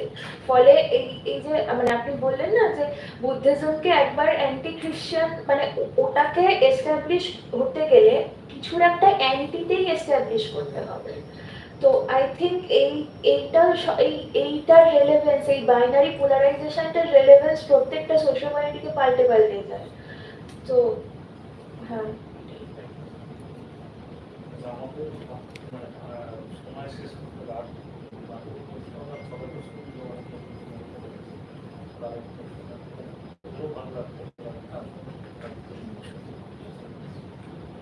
আচ্ছা, আলেখ্য আর মৈত্রীকে প্রথমেই ধন্যবাদ এত সুন্দর একটা আলোচনার জন্য।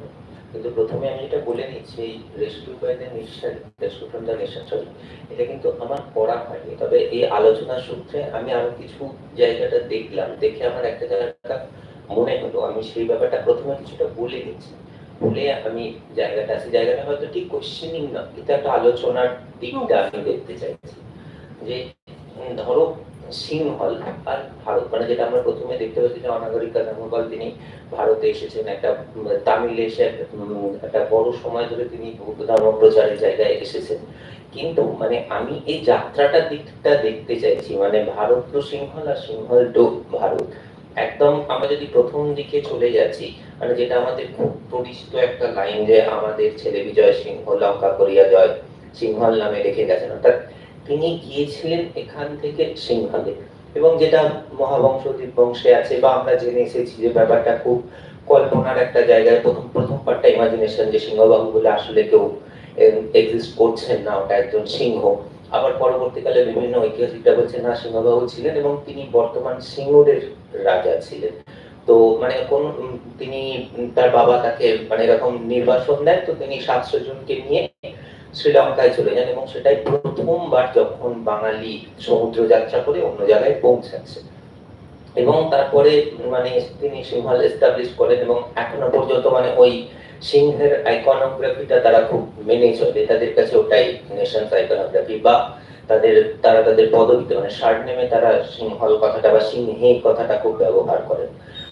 অন্যদিকে আরেকটা যাত্রার কথা আমি দেখছি, মানে ওই অতীশ দীপঙ্করের ব্যাপারটা, মানে ওই একতা যাহার অর্ণব ভ্রমিল ভারতময়, ওই চলে যাচ্ছেন অতীশ দীপঙ্কর। তো তিনি যাচ্ছেন কাইন্ড অফ এই বাংলা থেকেই যাচ্ছেন, এবং তিনি তিব্বতে যে ওয়েল এস্টাবলিশমেন্টের জায়গাটায় আসছেন। এবং তারপরে আমি অনাগরিকা ধর্মপাল এবং এর মাঝে আর একটা কথা বলি, মানে আমাদের যে পরিচিত ইয়েটাই আছে যে রামচন্দ্র গিয়েছিলেন বনবাসে থাকাকালীন, তো তিনি সিংহলে গিয়েছিলেন। তো এই যে রেস্কিউ দ্য নেশন, মানে আমি রেস্কিউ আর নেশন শব্দগুলোকে ভেঙে দিচ্ছি আর কি। মানে রামচন্দ্র যখন যাচ্ছেন, তিনি সিংহল যাচ্ছেন তো সেটাকে রেস্কিউ করার জন্য, আবার অন্যদিকে আমাদের বিজয় সিংহ যাচ্ছেন, তো তিনি তো নেশন একটা এস্টাবলিশ করছেন। কিন্তু অন্যদিক থেকে আমরা দেখছি যে অনাগরিকা ধর্মপাল এখানে আসছে, মানে তিনি যখন মহাবতী সোসাইটি ভিজিট করছেন, দেখছেন যে এখানে একটা শৈব ধর্ম এখানে আছে, যেটা তার পছন্দ হচ্ছে না, যার জন্য তিনি মহাবতী সোসাইটি তৈরি করলেন, সেটাকে কলম্বো থেকে কলকাতায় নিয়ে চলে এলেন। এই যে মানে একটা কলকাতা থেকে বাংলা থেকে সিংহলের দিকে যাওয়া হচ্ছে ধর্ম প্রচারের জন্য, আবার সিংহল থেকে ভারতের দিকে আসছে বা এই দিকে আসা হচ্ছে ধর্ম প্রচারের জন্য। অন্যদিকে স্বামী বিবেকানন্দের সঙ্গে তার যখন শিকাগোতে আলোচনা সভা হচ্ছে, স্বামী বিবেকানন্দ প্রথম 1897 প্রথম কিন্তু কলম্বো আসছেন, কলম্বো হয়ে ভারতে আসছেন। এই যে মানে এই যাত্রাগুলোর কথা কি কোথাও কোনোভাবে এই বইয়ের সঙ্গে সম্পৃক্ত, বা তাদের মানে নিজেদের যে মানসিকতা বা মনোভাব ধর্ম প্রচারের ক্ষেত্রে সেটাও কি কোনোভাবে এর মধ্যে সম্পৃক্ত? আমি সেটা জানতে চাইছি। আলেখ্য বলবে, আমি একটু বলছি ওই বলুক, এটাও মানে আনসারটা দিতে পারবে ভালো, কারণ ওই দিকটাও একটা আন্ডারস্ট্যান্ডিং রয়েছে। সেটা হচ্ছে যে এখানে যাত্রাকে বা এই যে জার্নিগুলোকে, এইগুলোকে দুভাবে দেখতে পারি আমরা। প্রথমে যদি আমরা দেখি একটা কমিউনিকেশনের টুল হিসেবে, যেখান দিয়ে ওই গোটা ইউনিভার্সালিজমের বক্তব্যটা আরো খানিক জোরদার হয়। কারণ ইউনিভার্সালিজমকে যদি প্র্যাকটিক্যালি ইমপ্লিমেন্ট করতে হয়, তাহলে সেখানকার কমিউনিকেশন ব্যাপারটা খুব দরকার। মানে একদম কন্টেম্পোরারি যদি 21st সেঞ্চুরির কথা বলি, তাহলে যেরকম এখন ডিজিটালের দিকটা এতটা আমরা ডিপেন্ডেন্ট, এই কমিউনিকেশনটার জন্য যাত্রা বা পরিবহন এই ব্যাপারটা খুব জরুরি ছিল। এবং মহাবোধি সোসাইটি এর মতন কাজ করেছে ওই গোটা বোধগয়ার ফাইট এবং গোটা বোধগয়ার ইস্যুটার কেন্দ্র করে। তো এইটা হচ্ছে প্রথমত এটার রেলেভেন্স ওইটার সাথে। আর দ্বিতীয়ত যাত্রাকে যেভাবে দেখা যেতে পারে সেটা হচ্ছে বিভিন্ন স্পেসে কিভাবে একটা রিলিজিয়ানকেই বিভিন্ন ভাবে পারসিভ করা হচ্ছে। মানে বুদ্ধিজম যেরকম ধর্মপালার সাথে একটা সময় জাপানিজদের প্রচন্ড একটা বেশি মানে দুজনে মিলে দুটো দিক একসাথে প্রচুর কাজ হয়েছে। আবার একটা পয়েন্টের পর থেকে জাপানিজরা ধর্মপালাকে অতটাও আর রাজ্যের মধ্যে ধরেনি, এবং ধর্মপালা জাপানে গেছেন তারপরেও ধরেননি। এরকম অনেক রকম এই খুব ডাইনামিক রিলেশনশিপ গুলো পাওয়া যায়, যেগুলো আমার মনে হয় খুব স্পেস নির্ভর। কারণ ভারতবর্ষের গোটা স্পেস এবং ভারতবর্ষ থেকে একটা কোথাও যাওয়া, যে মানে ভারতবর্ষ থেকে যখন কেউ শ্রীলঙ্কায় যাচ্ছে, তখন সে ভারতবর্ষের যে গোটা একটা মানে হেটেরোজেনাস একটা কালচার, একটা মাল্টি কালচার, এই পুরো ব্যাপারটাকে বহন করে নিয়ে যাচ্ছে। আবার ধর্মপালা যখন শ্রীলঙ্কা থেকে ভারতবর্ষে আসছে, সেখানে ওই রেস্কিউ ফ্রম দ্য নেশন মানে ন্যাশনালিস্ট ওই একদম কংক্রিটাইজড একটা বাউন্ডারি থেকে বেরোনোর একটা আর্জ থাকছে। তো আমার মনে হয় এই ব্যাপারটা, এই গোটা ডিসকোর্সটাতেও এই যাত্রাটা দেখানো। হ্যাঁ, একটা কথা শুধু আমি বলি, জাস্ট একটা সেন্টেন্স, সেটা হচ্ছে যে একটা বিষয় হচ্ছে কি, যে এই যে ট্র্যাডিশন গুলো, যে এক্সিস্টিং বুদ্ধিস্ট ট্র্যাডিশন গুলো, ও যেটা শেষ কথা যেটা করলাম, আমার ক্ল্যারিফাই করা উচিত ছিল এটা একটা জায়গাতে। ধর্মপাল এত বুদ্ধিস্ট হিস্ট্রি কিন্তু কতটা আবার ছিলেন তার নিয়ে একটা প্রশ্ন থাকে। কারণ সত্যি কথা বলতে গেলে যে বিবেকানন্দ ক্রিটিসাইজ করছেন ধর্মপালকে, যে উনি খুব মানে উনি যখন ওনার দাদাকে একটা চিঠি লিখছেন, সেখানে বেশ খারাপ ভাষাতেই বলছেন, ব্লক শব্দটা ইউজ করছেন তার মধ্যে বিবেকানন্দ। তো যাই হোক, ব্লক বিএলওকে ফুল বেসিক্যালি। তো সেখানে তো তার মধ্যে যে একটা ব্যাপার হচ্ছে এইটাই, যে ধর্মপালের যে আইডিয়াস গুলো, সেগুলো ন্যাশনালিস্ট ডিসকোর্সে হয়তো কিছুটা হলেও অ্যাপ্রোপ্রিয়েট করাটা ইজিয়ার। তার কারণ হচ্ছে যে সত্যিই তার কাছে একটা ইউনিফিকেশনটা একটা মানে একটা সাইকোলজিক্যালি একটা আন্ডার কারেন্ট রান করে গেছেন ওর মধ্যে। এবার এইখান থেকে মানে জার্নি এটসেট্রা এগুলো ঠিকই আছে, কিন্তু এটা একটা সত্যি বড় একটা ফ্যাক্টর। মানে রামগোপাল আমার বইটাতে বলেই গেছেন যে rescuing from the nation is not enough, we also need to examine how far, I mean, why his words and writings are appropriated into the nationalist discourse. সেটা একটা জায়গা থেকে হওয়াটা উচিত না। আমার বক্তব্যটা এই জায়গাটা মানে শেষের কথাটা বুঝেছি, আমি বুঝতে পেরেছি। আমি মৈত্রী জাস্ট পয়েন্টটা ইউজ করব। আমার জাস্ট মানে অনেক মানে বক্তৃতার সম্বন্ধে আমার জাস্ট একটা কমেন্ট মানে জাস্ট অবজারভেশন, যে বারংবার বলা মানে মৈত্রীর কথাতে হইলো হোমের কথা এবং অনাগরিককে হোমলেস বলা হচ্ছে। আসলে অনাগারিক শব্দটাকে আমরা যদি দেখি, যিনি আগারকে ভেঙেছেন মানে তিনি ঠিক হোমলেস নন, মানে তিনি ইচ্ছে করেই সেই ঘর ছেড়ে এসেছেন। মানে হোমলেসের সাথে যেই নোশান যুক্ত হয়, অনাগারিক ঠিক হয়তো সেইটা নয়, মানে তিনি তার ঘরকে ছেড়েই আসছেন। এবং এখান থেকেই আমার প্রশ্নটা, যে এখানে যে রেসকিউড ফ্রম দ্য নেশনের কথা বলা হচ্ছে, এবং আমরা এখানে এসেনশিয়ালি মহাযান বুদ্ধিজমের কথাই বলছি, থেরোবাদের কথা বলছি না। এবার সেখানে অর্হত্ব লাভের থেকেও বেশি অনেক গুরুত্বপূর্ণ হচ্ছে বোধিসত্ত্বাবস্থা।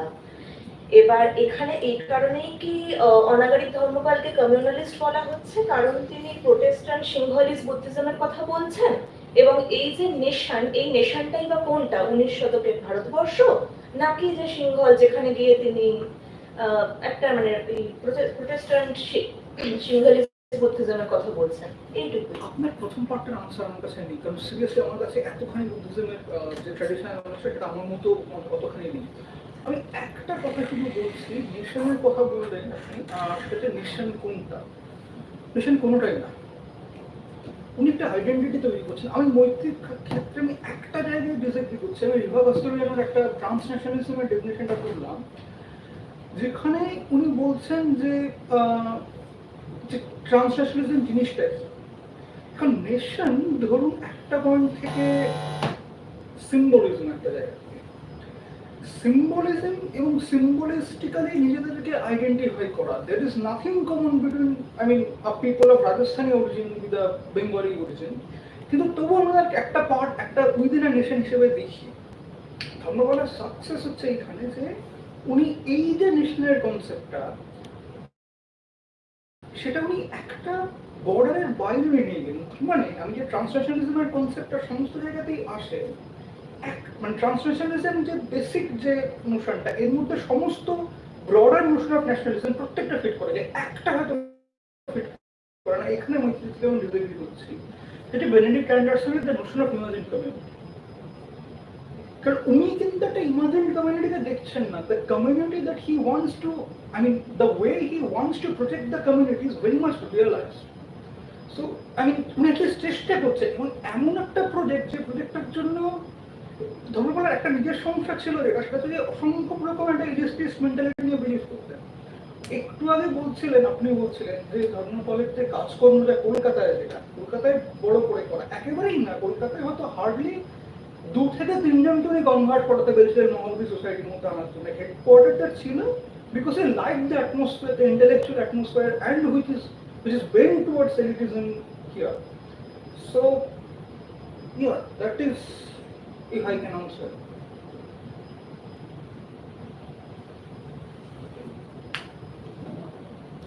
I have one answer. আচ্ছা, আপনার টকে আমি দেখলাম আপনি অনেক জায়গায় বলেছেন যে বুদ্ধিজম আর হিন্দুইজম অনেক জায়গায় এত সিনক্রোনাইজড ওয়েতে কাজ করেছে, চলে এসেছে। কিন্তু অনেক স্কলার আছেন, বা উনি একটা নিউজ রিপোর্ট দিলেন, কয়েকদিন আগে একটা নিউজ রিপোর্ট বেরিয়েছিল যে তামিলনাড়ুর একটা মন্দির, যেটা এতদিন হিন্দু খ্রিস্টরা ওয়ার্শিপ করে এসেছিল, তার কোর্ট, ওইখানকার কোর্ট আদেশ নামে দিয়েছে যে আর হিন্দুরা এতে হিন্দু ডেটি সেটা আর ওয়ার্শিপ করা যাবে না, সেটা একটা বুদ্ধিস্ট ডেটি। এই ধরনের আমার কিছু বন্ধু আছে, জ্যোতি বিশ্বাস আছে, আরো কয়েকজন বন্ধু আছে, তারা রাঢ়বঙ্গের রিচুয়াল গুলো স্টাডি করে দেখছে এবং তারা বলছে যে তাদের অরিজিন হচ্ছে বুদ্ধিজম, এবং তারা কনস্ট্যান্টলি হিন্দুইজম থেকে ওই বুদ্ধিজমকে আলাদা করার চেষ্টা করছে। এবং এই আম্বেদকরও তাই করেছেন। আম্বেদকর যখন রিইন্টারপ্রেট করছেন বুদ্ধিজমকে, তিনিও তাই করেছেন, দুটোকে একদম আলাদা ডিস্টিংক্ট রিলিজন হিসেবে ধরে করেছেন। তো আমি এটা কমেন্ট হিসেবে নিচ্ছি, কিন্তু ব্যাপারটা হচ্ছে আমাকে সত্যি সত্যি আনসার দেওয়াটা কঠিন। আপনি কোশ্চেনটা আরেকবার একটুখানি একটা সেন্টেন্স দিয়ে একটু বলুন না, মানে এটা একটা অবজারভেশন যে একটা তো স্কলারশিপের ধারা আছে, যেটা এই আমরা বলছি না যে বুদ্ধিজম আর হিন্দুইজম মানে একটা সিনক্রোনাইজড ওয়েতেও থাকতে পারে। সিনক্রোনাইজড না, আমি তাহলে আমার ক্লারিফিকেশনটা হয়তো, ব্যাপারটা হচ্ছে যে বুদ্ধিস্টরা যখন একটা লিবারেল আইডেন্টিটি নিয়ে শ্রীলঙ্কা, আমি ধর্মপালের কথা বলি, বুদ্ধিজম বললে অনেক কিছু মনে জানাবে। তার ধর্মপাল যখন মানে শ্রীলঙ্কার বাইরে যখন ছিলেন, আবার লেটার স্টেজটা কিন্তু যখন সারনাথে ছিলেন, that he had a very letter যে লাস্ট 5 বছর যে কদিন খুব অসুস্থ অবস্থায় উনি সারনাথের একটা জায়গায় ছিলেন। সেই সময়টা বাদ দিয়ে বলছি, ইউজুয়ালি যখন উনি যাচ্ছেন ইন্ডিয়ার ভেরিয়াস স্পটসে যখন উনি যাচ্ছেন, তখন উনি চেষ্টা করছেন যে মানে হিন্দুইজমকে within the larger sphere of বুদ্ধিজমকে অ্যাসিমিলেট করা। এবং কিছু ক্ষেত্রে এবং তারপরে এখন আবার শ্রীলঙ্কায় ফিরছেন, উনি কিন্তু এই অ্যাসপেক্টে যাচ্ছেন, উনি স্লাইটলি একটা ডিফারেন্ট অ্যাসপেক্ট নিয়ে বলছেন that the caste system, the hierarchical classification in Buddhism is necessary, এটা উনি বলছেন যখন উনি শ্রীলঙ্কায় ফিরছেন। এখন বিবেকানন্দের সাথে যেখানে ওনার তফাৎ, বিবেকানন্দ ঠিক এর উল্টোটা চেয়েছেন। উনি চেয়েছিলেন যে বুদ্ধিজমকে within the larger sphere of হিন্দুইজমকে প্রেজেন্ট করতে। তো ঠিক সিনক্রোনাস ব্যাপারটা না, একটু বোঝার চেষ্টা করুন জায়গাটাতে, যে এটা একটা কাইন্ড অফ অ্যাসিমিলেশন বলতে পারি, not that much of a synchronous. Vivekananda বলছেন রেবেল চাইল্ড অফ হিন্দুইজম, বুদ্ধিজমকে। Yes yes yes yes. মানে খুব ইন্টারেস্টিং একটা, মানে রেবেল চাইল্ড মানে হিন্দুইজম আগে, রেবেল চাইল্ড অফ হিন্দুইজম মানে ওটা পরে, মানে ওটা থেকে কিন্তু এসছে, তাহলে ওটা আলাদা রাখা কি দরকার, একসঙ্গেই নিয়ে গেলে হয়। হ্যাঁ, এই রকম একটা ছিল মানে ইনফ্যান্টালাইজেশন একটা অদ্ভুত প্রবণতা বিবেকানন্দের মধ্যে। হ্যাঁ, এবার এই অ্যাসপেক্টের মধ্যে প্রবলেমটা কোথায়, যে ধর্মপালের এই অ্যাটিটিউডটা মানে নিজে এরকম করেছেন, ইটস ওকে, মানে ফাইন হি, বাট এইটা সহ্য করেননি। তার কারণ যখনই বোধগয়ার যখন যে কষ্টটা যেটা নিয়ে উনি কষ্ট করে গেলেন, আমি লাইফে রিয়েলাইজ করতে পারেনি দেবপ্রিয়া, না সরি সেকেন্ড প্রেসিডেন্ট যিনি ছিলেন আশুতোষ দেবপ্রিয়া, বাট আরেকটা বড় নাম আছে, আমাকে একটু ভাব ভেবে বলতে হবে সেটা। বাট উনি মানে ধর্মপালার পরে, অনেক পরে হচ্ছে যে মানে একটা বোধহয় তখন হয় নেহেরু ততদিনে বোধহয় একটা সিম্প্যাথেটিক জায়গায় চলে এসছে ইন্ডিয়ান বুদ্ধিস্টদেরকে সাপোর্ট করার জন্য। তার অনেক পরে বোধহয় সারনাথের একটা পোর্শন বোধহয় বুদ্ধিস্টদের জন্য অ্যালট করা হয় সেই সময়টা। কিন্তু সরি, ওকে, তো দ্য পয়েন্ট ইজ দ্যাট যে ওই ব্যাপারটা আছে যে মানে ধর্মপাল নিজে যখন করে গেছেন সেই জায়গাটা ছিল, এবং primary separation from the theosophic society as well as with Nivedita and Vivekananda was for that they primarily tried to assimilate Buddhism within the larger sphere of Hinduism, and Dharmapala wanted exactly the opposite of it. আমার এইটা নিয়ে কিছু বলার নেই। আমার এর আগের প্রশ্নটার আলোচনায় একটা জিনিস একটু অ্যাড করার আছে, সেটা হচ্ছে ধর্মপালা কিন্তু প্রোটেস্ট্যান্ট ছিলেন না এবং মহাজনও ছিলেন না। উনি থেরাবাদী ছিলেন। এখানে কেম্পায়ারের একটা জায়গা আমি একটু পড়তে চাই, but it was his continuing regard from them, the Uttari Manusha Dhamma and the Brahmacharya life that made his Buddhism more complicated than Theravada and anything but Protestant. So basically মানে পুরো বইটা পড়ে এই মোর কমপ্লিকেটেড দ্যান থেরাভেদার পার্টটার যে ক্ল্যারিফিকেশনটা একটা মানে I can অ্যাজার্ট that যে দুটো জিনিসকে উনি খুব ডিফারেন্সিয়েটেড ওয়েতে দেখতেন, being an activist and being a Buddhist and a theosophist. So as a theosophist, he believed in the complete path of Theravada, achieving Nibbana, being a celibate is very important and all of that. While he had these responsibilities due to his time and due to the space he was in, as a part of the colonization process and the part of the colonized nation. Yeah, so wonderful.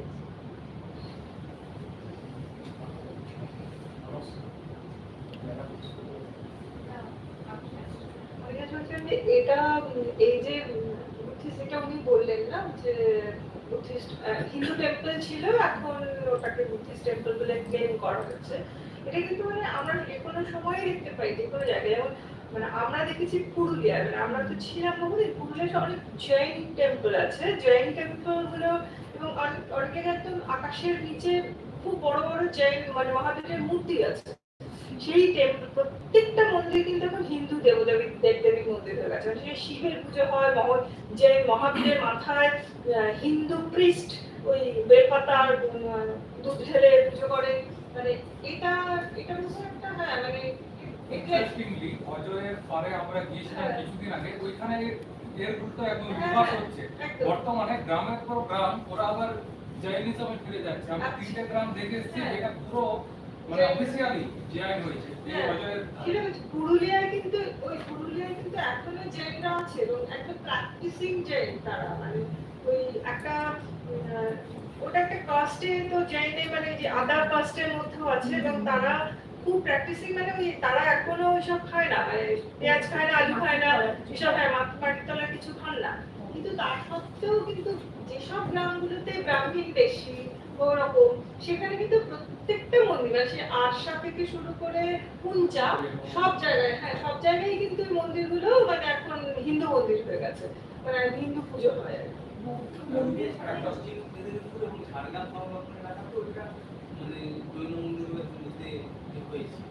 একটা বই আছে সোনার জায়গা ওটাতে পড়বেন আপনি যে জায়গাগুলোর কথা বলছেন হ্যাঁ এক্স্যাক্ট ওই হ্যাঁ, জায়গা মানে আমি এগুলো দেখেছি, মানে আমি ছিলাম পুরুলিয়া দীর্ঘদিন, মানে দেখেছি পুরো একদম হিন্দু খ্রিস্ট পুজো করে, একদম ওই যেমন ভাবে হিন্দু পুজো হয় সেরকম। আর ছোট ছোট মন্দিরগুলোতেও সব মানে শিবের লিঙ্গ বসানো, কিন্তু আমি একটা সময় জেনদের দাম ধরার ওই দিকের দামগুলো কিন্তু এখন উল্টো হচ্ছে। সবাই মন্দির বিষয় এটা তো মানে শিববাদ এবং মহাযানের পরে অনেক পরে তান্ত্রিক ধর্ম, সেখান থেকে মন্ত্রযান বজ্রযান এগুলো অনেক পরের এডিশন। সুতরাং এই মন্দিরের বিষয়টা চলতেই ছিল, মানে হিন্দু আর বৌদ্ধ এই রাম মন্দিরের দিকে বলা হচ্ছে, মথুরায় বলা হচ্ছে, সব জায়গায় বলা হচ্ছে, আমি দেখেছি তো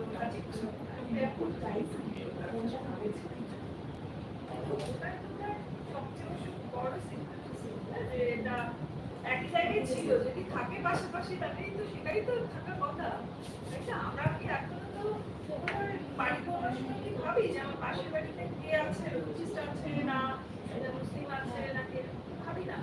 যেমন রবীন্দ্রনাথ ছিলেন আমরা সেটা জানি না, তাই তো? রবীন্দ্রনাথ কিন্তু ছিলেন না, রবীন্দ্রনাথ ব্রাহ্মণ ছিলেন, আমরা জানি না। আমরা তো রবীন্দ্রনাথকে মনে করি যে রবীন্দ্রনাথ বিদেশের লোকেরা মনে করে হিন্দু বই, একদম মানে ইংরেজরা তো বলেই কুশালী ব্রাহ্মণ এই কারণে আরো ব্যাপার। হ্যাঁ, কিন্তু ওরা তো ব্রাহ্মণ ছিলেন, ব্রাহ্মণ ছিলেন, পরে কিন্তু সব জায়গায় তো ওটাকে হিন্দু বলে চলে।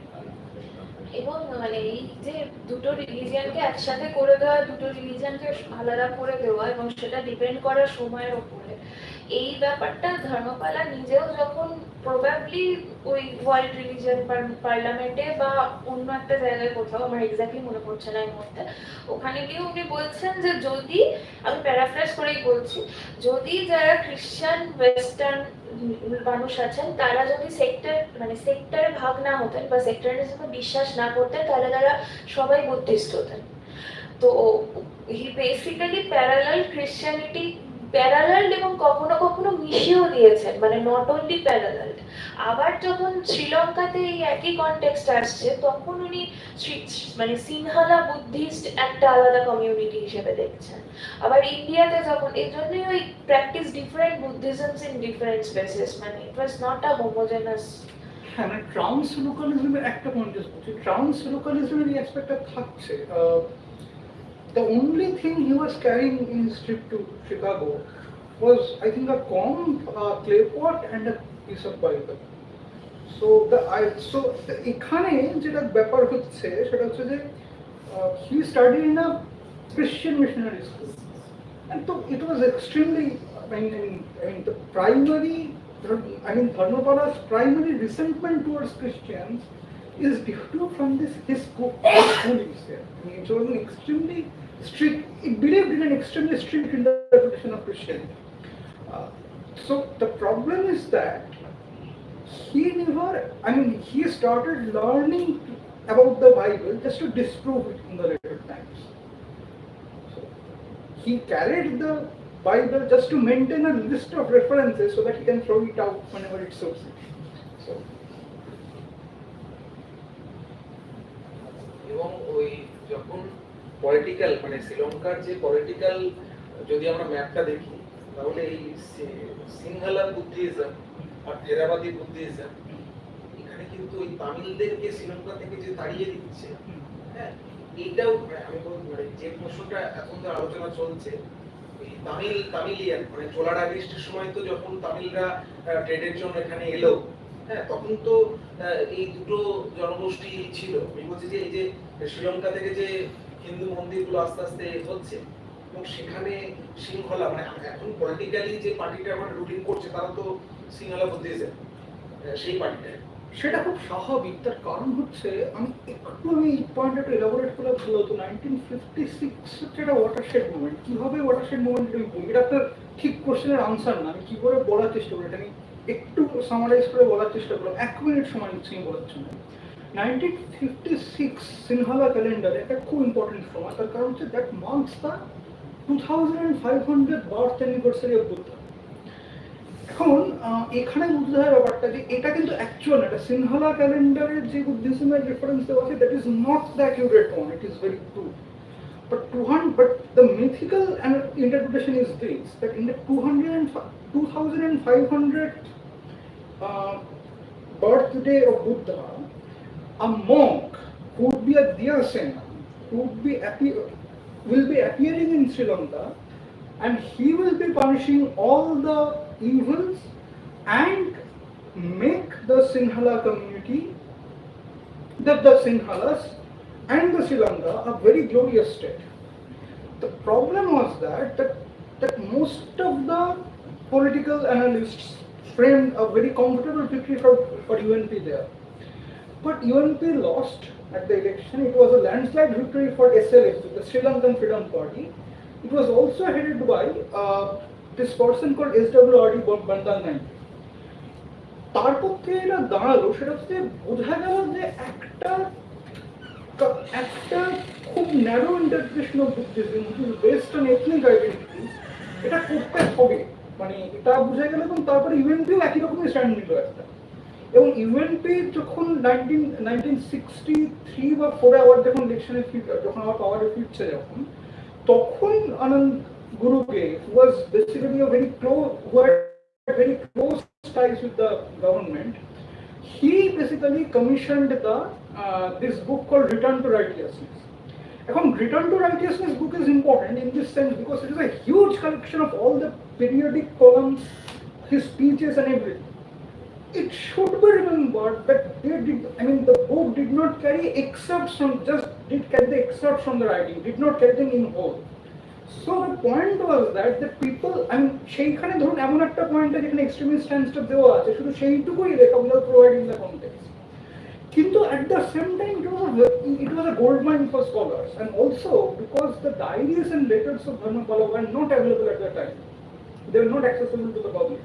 So scholars were bound to go by that volume only. So this writing and interpretation of Dharmapala contributed for generations, and it is continued even today. 2018 আবার ethnic violence হচ্ছে, তখনও ধর্মপালার নাম অ্যানালিসিসের মধ্যে উঠে এসছে, কারণ he basically, he did not advocate for a militant nationalism and a militant interpretation of Buddhism per se, but his words were appropriate within that discourse.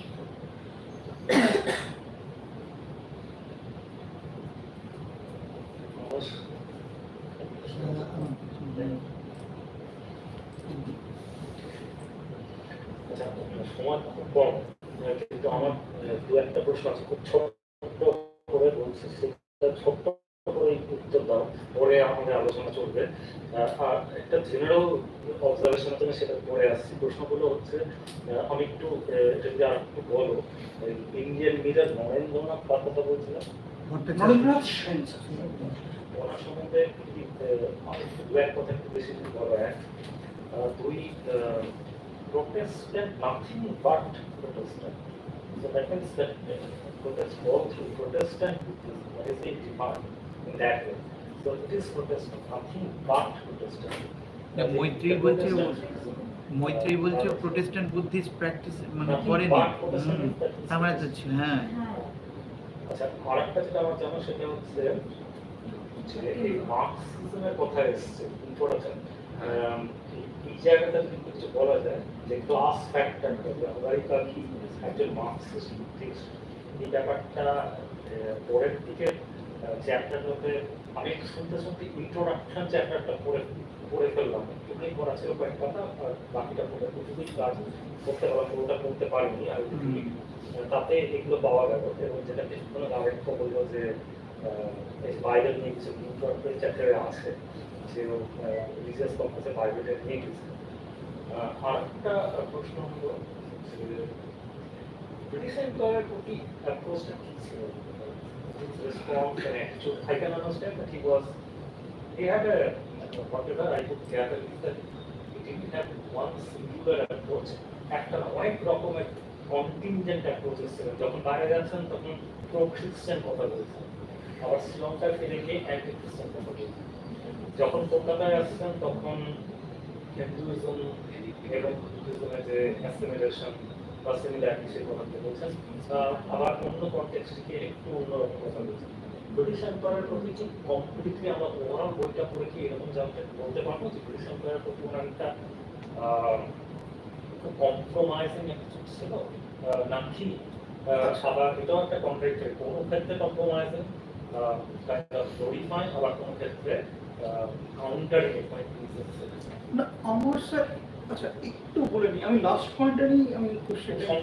হ্যাঁ sir, sir British empire আমার মনে হয় ফার্স্ট পয়েন্ট যেটা কি British empire আর Christianity দুটোকে আলাদা করে দেখাটা প্রয়োজন আছে। তার কারণ হচ্ছে যে আমি শুধু একটা পয়েন্টে আনছি, ক্রিশ্চিয়ানিটি নিয়ে যেটা সেটা আমি একটু বলার চেষ্টা করেছি, পড়াবার কথা হবে। বাট ব্রিটিশ এম্পায়ারকে ইটসেলফ কিন্তু ধর্মপাল যে খারাপ হিসেবে দেখছেন তাই নয়। ধর্মপাল বলছেন যে ব্রিটিশ এম্পায়ারের রিপ্রেজেন্টেটিভ যারা আমাদের কান্ট্রিতে আছে, আমাদের কান্ট্রিতে that means India and Sri Lanka, তারা খারাপ হতে পারে, বাট ব্রিটিশ এম্পায়ার কিন্তু ইটসেলফ খারাপ নয়। ইভেন উনি এটা বলছেন যে আমাদের কাছে ডোমিনিয়ন স্ট্যাটাস ব্রিটিশরাই দিতে পারে, কারণ তার আগে আমাদের নিজেদেরকে রিফর্ম করা দরকার। আচ্ছা এইটা আমি এইটুকুই বলছি। মার্কসিজমের পয়েন্টে আসছি, ধর্মপালকে মার্কসিস্ট হতে ইন্টারপ্রিট করাটা স্ট্যান্ডটা খুব রিসেন্ট, এবং সেটা নিয়ে মানে কেম্পারও খুব একটা কিছু বলেননি সেইভাবে, কিন্তু একটুখানি আছে, একটা লাইন পড়েননি, এইটুকুই আছে। তো ওইখানে দেখুন, যেখানে ধর্মপাল কিন্তু মার্কসিস্টদেরকে সেইভাবে দেখতে পারতেন না, আমি ওই জন্য আমি একবার বলবো, যদি আমার বলাটার সময় হয়ে যায় তাহলে ওই লে সাইজিং এর যে ডিসকাশনটা যেটা কেম্পার করেছেন ওটা দেখতে, যে কিছু ক্ষেত্রে কেম্পার বলছেন যে মডার্ন মেথডসের সাথে মার্কসিস্টের সাথে মিল আছে। কেম্পার নিজে একটা জায়গা থেকে বলছেন যে লেনিনের অ্যাপ্রোচ ছিল এটা, যে কমিউনিস্ট পার্টিতে এনরোল করানোর শর্ত হচ্ছে তাকে একগাদা থিওরি ধরে দিও না, তাকে দিয়ে কিছু কাজ করাও, তাকে রেসপন্সিবিলিটি দাও, তাহলে সে নিজেকে ইনক্লুডেড ফিল করে। এই অ্যাপ্রোচটা যখন লে সাইজ করছেন, যখন লে পিপলদের যখন মঙ্ক হিসেবে এলিভেট করছেন ধর্মপাল, সেই অ্যাপ্রোচটা কিছুটা থাকছে। কিন্তু তারপরে যে মার্কসিস্টদের প্রতি ধর্মপালের যে অ্যাটিটিউডটা কি ছিল সেটা সত্যিই বলে দেওয়াটা খুব মুশকিল। তার কারণ হচ্ছে এই কারণে ধর্মপালের সময়তে মার্কসিস্টরা মঙ্করা লেফট পার্টিসগুলোতে থাকতেন, তারা ইলেকশনে ফাইটও করতেন। ধর্মপাল নিজে কিন্তু কখনো চাননি যে মঙ্করা কখনো এটাকে একটা ফুল টাইম মানে মঙ্কুর ছেড়ে দিয়ে তারা মানে full time monkhood and part time politics এই অ্যাপ্রোচটা থাকুক। এটা উনি একদম মানে নিজেকে উনি ডিরেক্টলি একজন, একটা ঘটনা আছে যে উনি যখন জাপানে যাচ্ছেন তখন একজনকে রিভোকও করছেন যে can't do it like that, একটা monkhood is basically a duty that is ordered to you. So আচ্ছা বাকি পয়েন্টগুলো আমি একটুখানি বলালাম, বাকিটা কি আচ্ছা নরেন্দ্রনাথ, আচ্ছা আমার কি বলবেন স্যার, নরেন্দ্রনাথ দাসের পয়েন্টটা যেটা sorry same are the point না নরেন্দ্রনাথ, হ্যাঁ নরেন্দ্রনাথই, কারণ মানে কেম্পারের বইটাতে যেটা দেওয়া আছে তো আমি এই পয়েন্টটাতে আমার পক্ষে সেরকম ভাবে পড়াশোনা নেই, কিন্তু দুটো কথা বলা যায়, দ্যাট দুটো জিনিস কেম্পার থ্রু নরেন্দ্রনাথ সেনের পার্সোনালিটিতে এক্সপোজ করছেন, যে সোকল্ড লিবারাল বাঙালি ভদ্রলোকের যে আইডেন্টিটিটা রয়েছে সেটা পুরোপুরি হয়তো সেকুলার নয়, সেখানে কিছুটা সিভিলাইজেশনের প্রাইডের কোশ্চেনটা থেকে যাচ্ছে। নরেন্দ্রনাথ সেন হয়তো চাইছেন যে ওই বিবেকানন্দের আইডিয়াটাকেই বিশ্বাস করতে চাইছেন, Buddhism should be interpreted within the largest sphere of Hinduism. সেই অ্যাপ্রোচ থেকেই হয়তো নরেন্দ্রনাথ কিছুটা স্কোপ করছেন, এবং নরেন্দ্রনাথ যতদিন কলকাতায় থাকছেন সেই সাপোর্টটা সেইটুকুই থাকছে। সত্যি যখন বাইরে চলে যাচ্ছেন, তখন সারনাথকে গিয়ে আবার ফিরছেন, উনি চেয়েছিলেন যে ধর্মপাল যে last days of life he should be spending in Sarnath, আর সেই সময় পরে কিন্তু কোনো চিঠিপত্র এটসেট্রার ব্যাপার আমি অ্যাটলিস্ট জানি না, যেখানে উনি অ্যাটলিস্ট কোনো করেসপন্ডেন্সগুলো থাকছে। সো এইটুকুই আমার Sorry? না স্যার, আমি প্লিজ নামটা খেয়াল করব। হবে স্যার মানে যে উদ্ধতিনি লিখেছে তার নিয়ে স্যার আমি একটা কথা বলতে চাই, সেটা হচ্ছে ওটা এনিথিং বাট প্রোটেস্ট্যান্ট লিখেছে, তো প্রোটেস্ট্যান্ট ছিল না। এনিথিং মানে not nothing but Protestant, anything but Protestant মানে হ্যাঁ পুরোটা হচ্ছে তার মানে তাই না, মানে স্যার যেটা বললো anything but Protestant. but it was his continuing regard for them, the Uttari Manusha Dharma and the Brahmacharya life that made his Buddhism more complicated than Theravada and anything but Protestant. Yeah, not Protestant, not Protestant, not Protestant. Anything except Protestant. Anything except Protestant. Right, that's what it is. দাদা আমি একটা আমারও এটা confusion হচ্ছে, শশাঙ্ক পেরিরার তো লেখা তুমি পড়েছো, শশাঙ্ক পেরিরা কিন্তু বলছে উনি ওনার মধ্যে প্রোটেস্ট্যান্ট বুদ্ধিজমের এলিমেন্ট দেখতে পাওয়া গেছে। কারণ আমি ওনার একটা লেখা পড়ছিলাম, শশাঙ্ক পেরিরা হচ্ছে সাউথ এশিয়া ইউনিভার্সিটিতে পড়ান সোশিওলজি, উনি মানে শ্রীলঙ্কান সিটিজেন। উনি কিন্তু এই মানে ধর্মপাল নিয়ে তো প্রচুর লেখাপত্র আছে, এটা নতুন নয়, কিন্তু উনি আমার ওনার একটা মানে রিভিউ আর্টিকেল পড়তে গিয়ে শুধু ধর্মপাল নয়, পুরো শ্রীলঙ্কার যে এথনিক ভায়োলেন্স হওয়ার পর, যেটা আলেখ্য বললো 2018 পরে, ওই জায়গাটা কিন্তু উনি দেখাচ্ছেন উনি একটা আইডেন্টিটি ফরমেশনের জায়গায়, ওনাকে ন্যাশনালিস্ট হিসেবেও দেখানো যেতে পারে, ওনার মধ্যে প্রোটেস্ট্যান্ট বুদ্ধিজমের এলিমেন্ট দেখতে পাওয়া গেছে। At least a larger chunk of Sri Lankan people could understand মানে Dharmapala as a figure of Protestant Buddhist, মানে এটাকে অল্টারনেটিভ বলতে পারি আমরা। কারণ যেটা আলেখ্য বলাতে বা মৈত্রেয়ীর বলাতে বারবার উঠে এসেছে যে বুদ্ধিজমের এত লেয়ার, নর্মাল শুধু আমরা বুদ্ধিজম বলতে যেটা বুঝি সেটা নয়। আর 2 নম্বর যেটা আলেখ্য বললো না, মৈত্রেয়ী বললো, আমি খালি অনিন্দ্যদার কথাটাতে বলি যে রাজিউদ্দিন আকিল দিল্লি ইউনিভার্সিটিতে পড়ান হিস্ট্রি, ওনার একটি বিখ্যাত আছে সুফিজম ইন ইন্ডিয়া। তো রাজিউদ্দিন আকিলের ওই চ্যাপ্টারে একটা মানে সুফিজ এন্ড বুদ্ধিজ একটা কানেক্টিভিটির কথা উনি বলছেন, যেটা আমরা সবসময় কনভার্জেন্স হিসেবে দেখতে পারি, ওয়ার্ডটা কনভার্জেন্স বা কনফ্লুয়েন্স, বা যেটা আলেখ্য বলার চেষ্টা করছে যে আমরা অ্যাসিমিলেশনের নজর দিয়ে দেখতে পারি, কে কাকে গ্রাস করছে শব্দটা নয়, অ্যাসিমিলেট করছে, একটা জায়গা ছাড়ছে। সেখানে ওই যেটা এই যে মংখুট মানে full time monkhood and part time politics, involvement in politics, ঠিক একই রকম ওই জায়গাটা তুলে নিয়ে রাজিউদ্দিন আকিল বলছেন যে সুফিজের মধ্যে চিস্তি সুফিজ যারা ছিলেন, they use to disassociate themselves from the politics itself, এবং তারা অনেক দূরে থাকতেন, নগর জীবন থেকেও বাইরে। কিন্তু হোয়ার এজ দ্য সুরাবর্দী সুফিজ, আমরা প্রায় 66টা সুফি সিলসিলা পাচ্ছি ইন্ডিয়াতে। সুরাবর্দী সুফিদের মধ্যে কিন্তু এটা ভেরি মাচ ছিল যে we could not only preach the Islam in a reformist form but also participate in the politics and court politics so that we can influence the king himself and also to make some influence on the larger section of people, those who are pro king or pro sultan. চিস্তিদের ইন্টেনশনটা আলাদা ছিল, they used to catch people who are less important, who are very ordinary in their attitude, and they used to catch people like fishermen, like a very everyday worker, Suhrawardy. ফলে এই এলিমেন্টটাও কিন্তু ইন্ডিয়াতে ছিল ওই সময়। এবার এই চিস্তি সুফি বা আরো যারা কাইকোবাদ এই যে সিলসিলাসগুলো ছিল তার মধ্যে সব তো আরব থেকে আসেনি, ইন্ডিয়াতেও কনভার্সন হয়েছে। তো রাজিউদ্দিন আকিল কিন্তু এটা বলছে যে এই এটাকে আমরা ডাইকোটমি বলতে পারি, এটাকে আমরা কনভার্জেন্স বলতে পারি। এটাও একটা টাইমলি হচ্ছে যে নট অনলি প্রিচ মানে খালি আমি মন্দিরে বা মসজিদে গিয়ে নামাজ পড়বো আর পুজো করবো নয়, we also participate to capture, মানে এটা ওদের প্রত্যেকের তো একটা ইন্টারেস্ট ছিল, তুমি যেটা বলছো যে আমার আইডিয়াসটাকে ফ্লোট করতে হবে, as many as possible ways আমার দরকার, নাহলে ফ্লোটিংটা যদি ঠিকঠাক না হয়, how can I capture the minds of the people. ফলে ওই আলেখ্য লাস্টের লাইনটা খুব সুন্দর বললো, আমি যখন একটুখানি পড়ছিলাম যে আলেখ্যকে আমি জিজ্ঞেস করতাম কিন্তু ওর লেকচারটা শেষই করেছে ওইটা দিয়ে, রেস্কিউড ফ্রম দ্য নেশন, কে কাকে রেস্কিউ করছে? হ্যাঁ, নেশনকে ও রেস্কিউ করছে না নেশন মানে রেস্কিউড হচ্ছে বাই ধর্মপাল।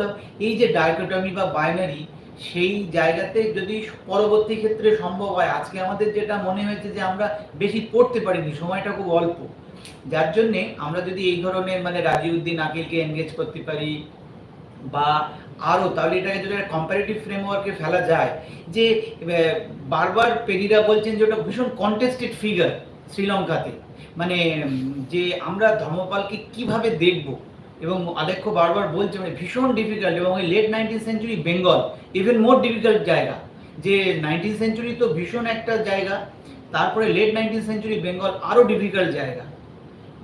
তো সেই জায়গার দৃষ্টিকোণ থেকেও কেন কলকাতাতে পারলো না এত বড় জায়গায় মহাবোধি সোসাইটি মাত্র 2-3 জন বাঙালি মানে তথাকথিত হিন্দু ইন্টেলেকচুয়াল বা এলিট হিন্দুসকে ও কনভার্ট করতে পারলো, এটাও আমাদের ভাবার সময় যে আমরা যতটা 19th সেঞ্চুরিকে গ্লোরিফাই করছি হিস্ট্রি বইয়ে, সেটা মানে এইটা কেন হলো, মানে এটা আমাদের নিজেদেরই প্রশ্ন করে উত্তরটা বের করতে হবে। আর আমার মনে হয় ওই স্যার একটু আগে যেটা নিয়ে কথা বলছিলেন যে মানে was he completely against the British colonisation agenda, or মানে কখনো কখনো সেটার পৃষ্ঠপোষকতাও করেছে।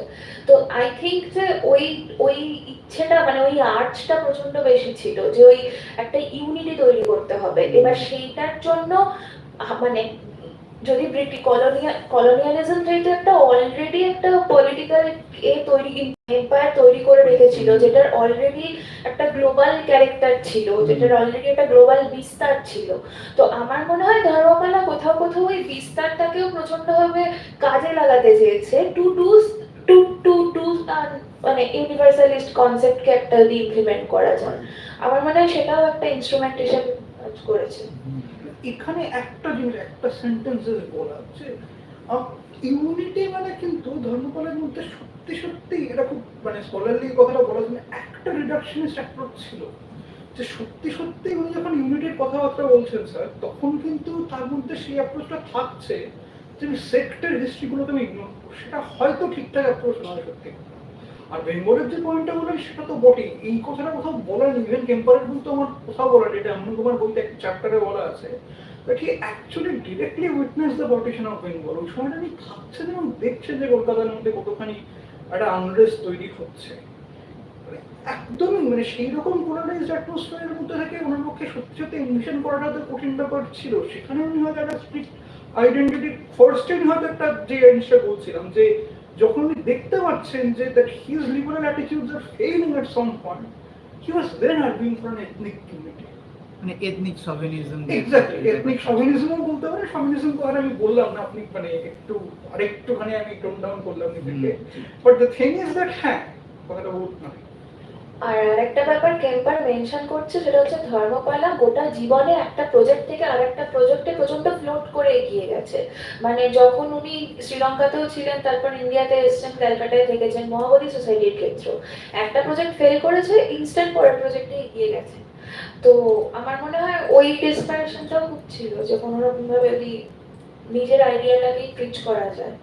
আমার মনে হয় দাদা যেটা আমরা একটু করতে পারি, লাস্ট আমাদের সাজেশন যে আমাদের রিসার্চ স্কলাররা যেহেতু মন দিয়ে শুনলো, এটা আমরা সবাই একদম পুরো বইটা পড়ে ফেলি, এটা অ্যাডিশনাল, মানে আমি বলছি না যে এটা আমাদের কোর্স ওয়ার্কের মধ্যে থাকবে, আমরা আরেকবার বসি যদি এটা সম্ভব হয়, যদি ওরা একটু দায়িত্ব নিয়ে পড়ে ব্যাপারটা, তারপরে আরেকবার যদি আমরা রিভিজিট করি ওদের দুজনের লেকচার, কারণ এটা তো অ্যাভেলেবেল থাকছে, আমাদের মনে হয় একটু সুবিধে হবে প্রশ্ন করতে। না এক্ষুনি দিলে কি হবে, আর কেউ পড়বে না, ওই টেক্সটাই পড়বে।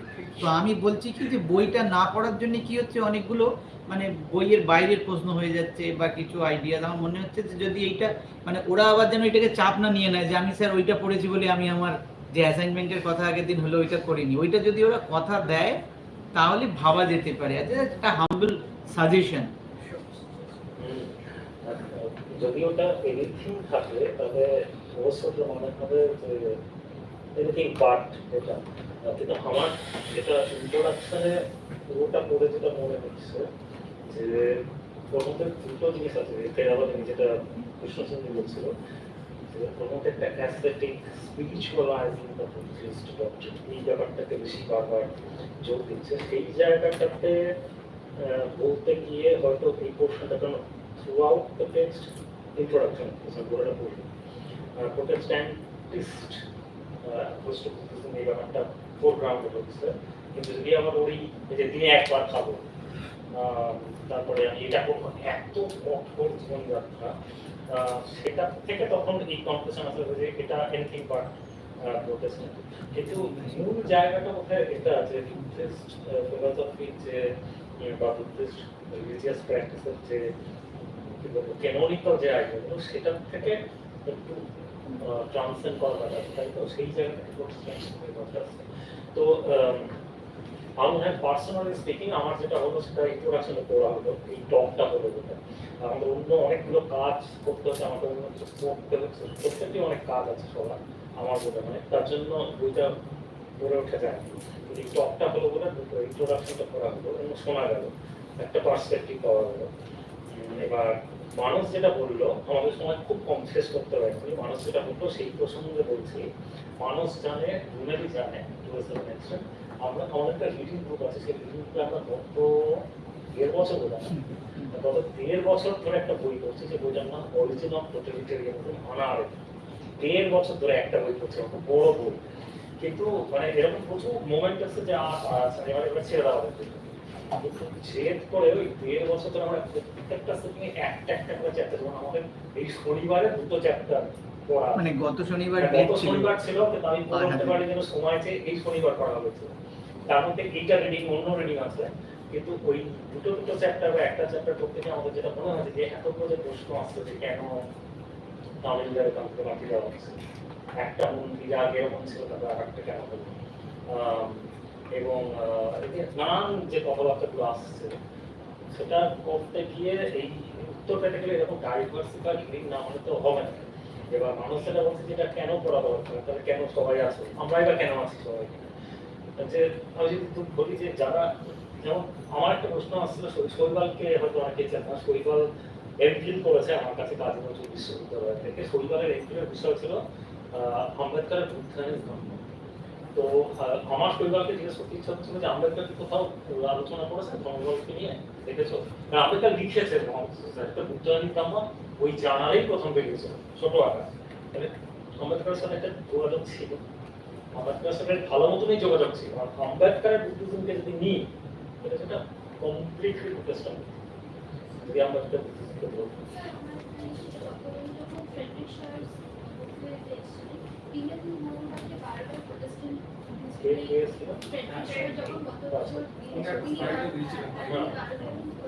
হ্যাঁ না প্রোটেস্ট্যান্ট উইচের লাইনটা যেটা বলছে মৈত্রেয়ী, সেটা অফকোর্স সেটা মানে হচ্ছে কেন বলছে সেটা বলতে চাই। কারণটা তো বললাম এত যে অ্যাসেটিক, সেটা আবার প্রোটেস্ট্যান্ট হবে।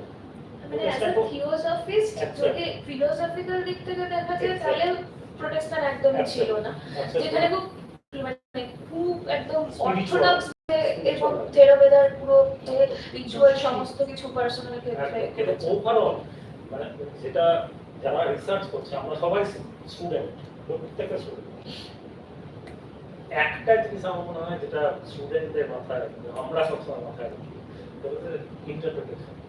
পুরো জিনিসটা পড়ে ইন্টারপ্রিটেশনে গোটা দুনিয়া জ্বলছে ইন্টারপ্রিটেশনের জন্য। ও বলছে যে এটা ঠিক, ও বলছে এটা ঠিক।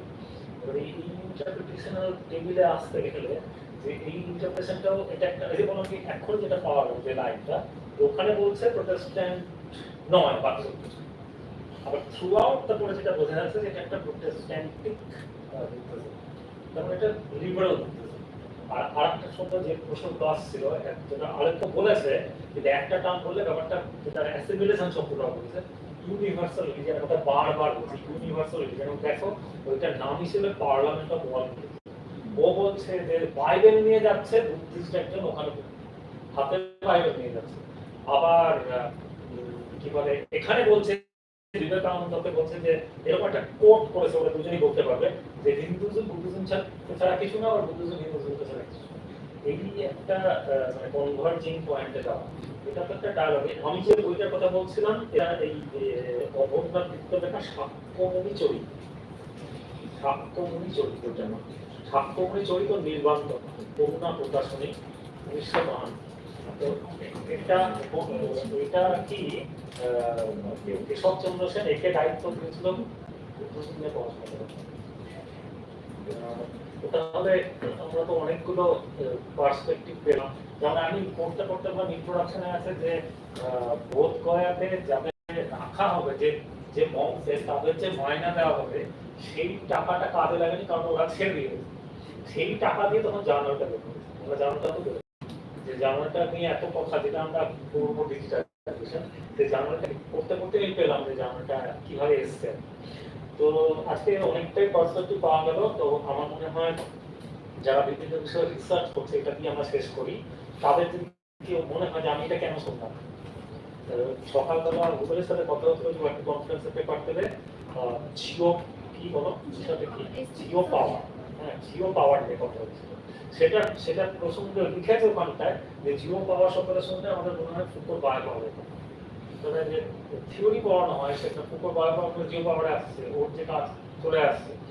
বুদ্ধিজমের ডিপ ইকোলজি কথা, বুদ্ধিজম নিয়ে পড়লে কেউ ডিপ ইকোলজি, যারা এনভায়রনমেন্ট নিয়ে কাজ করছে তাদের বুদ্ধিজমের ভীষণ গুরুত্ব, জৈনিজমের কথা ছিল, জৈনিস ফিলোসফিতে আছে ভীষণ কথা হবে। কার রিসার্চ কতদিন কিভাবে কাজে লাগবে কেউ জানে। এই যে অ্যাসিমিলেশনের কথা ছিল, যে কথাগুলো উঠছিল যে একটা কালচারাল পার্সপেক্টিভে এরকম, আবার আরেকটা কালচারাল পার্সপেক্টিভ এরকম। কাইনাতের যে কাজ, যে একটা স্পেসিফিক কালচারের মধ্যে কিভাবে ফ্যামিলিকে দেখছে, কিভাবে সেপারেশনকে দেখছে, কিভাবে সেটাকে তর্ক হচ্ছে, এই যে ডিবেটগুলো রিলিজিয়াস অ্যাফিলিয়েশন, স্পেসিফিসিটি, এখানটাতে হয়তো আমরা দেখতে পাচ্ছি যে এই সময় মানুষের কাছে 19th খুব জটিল একটা জায়গা। সেখানে যেটা হচ্ছিল সেটা হচ্ছে ব্রিটিশরা এসছে, আমরা এটা এই বোঝাটা খুব একটা জটিল না হয়, একটা বাইরে থেকে লোকেরা এসে বলছে আপনাদের কিছু না, আপনাদের ধর্মগুলো ফালতু।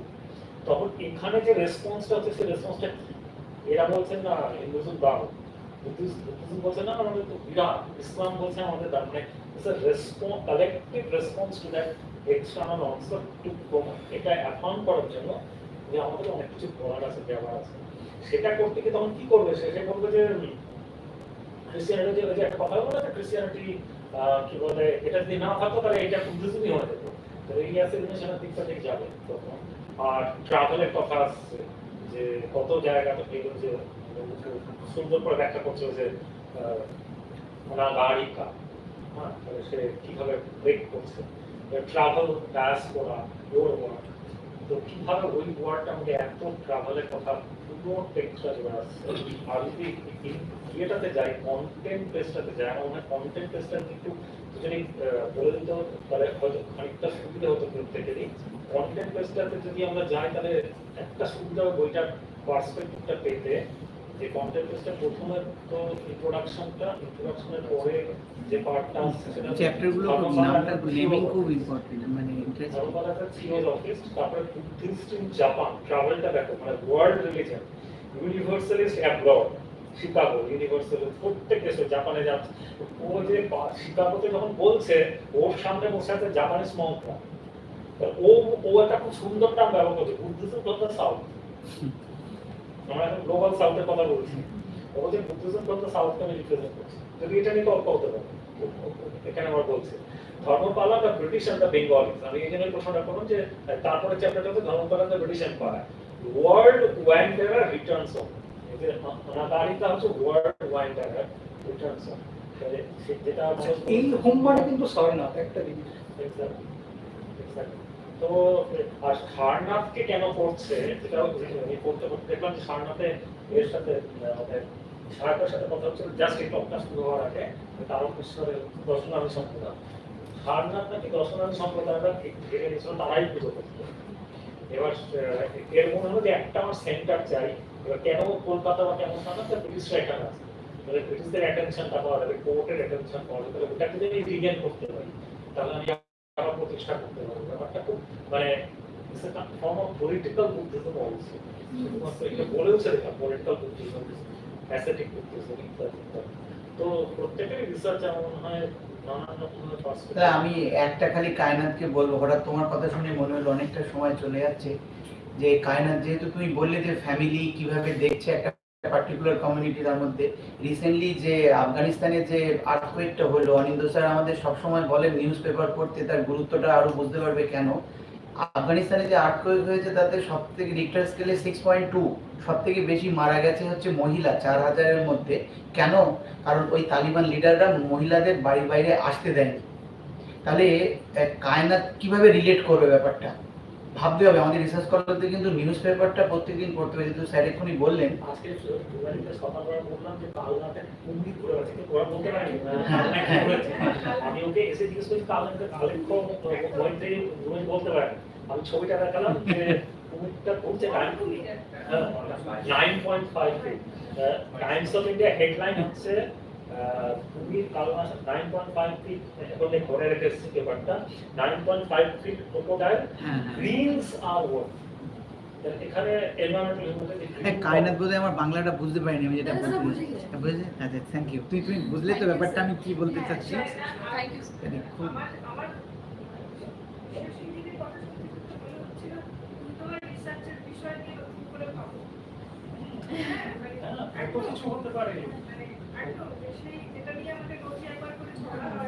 আসলে আমি ন্যাকের কাজ আছে বলে মিথ্যে কথা বলে এসেছি, প্রশ্ন করতে চাচ্ছিলাম না, কিন্তু এত টেম্পটিং মানে আলেখ্য আর মৈত্রীর বলাটা আজকে হয়েছে, মানে মাঝে মাঝে আমার এসির মধ্যে চোখ বন্ধ হয়ে যায়, আজকে চোখ বন্ধই হয়নি।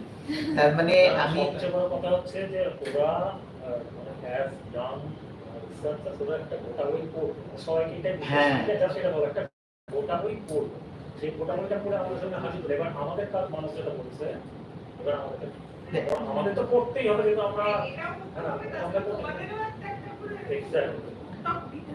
তো প্রথমেই বলা যে তাহলে আমরা কালেক্টিভ একটা পার্সপেক্টিভ পাবো।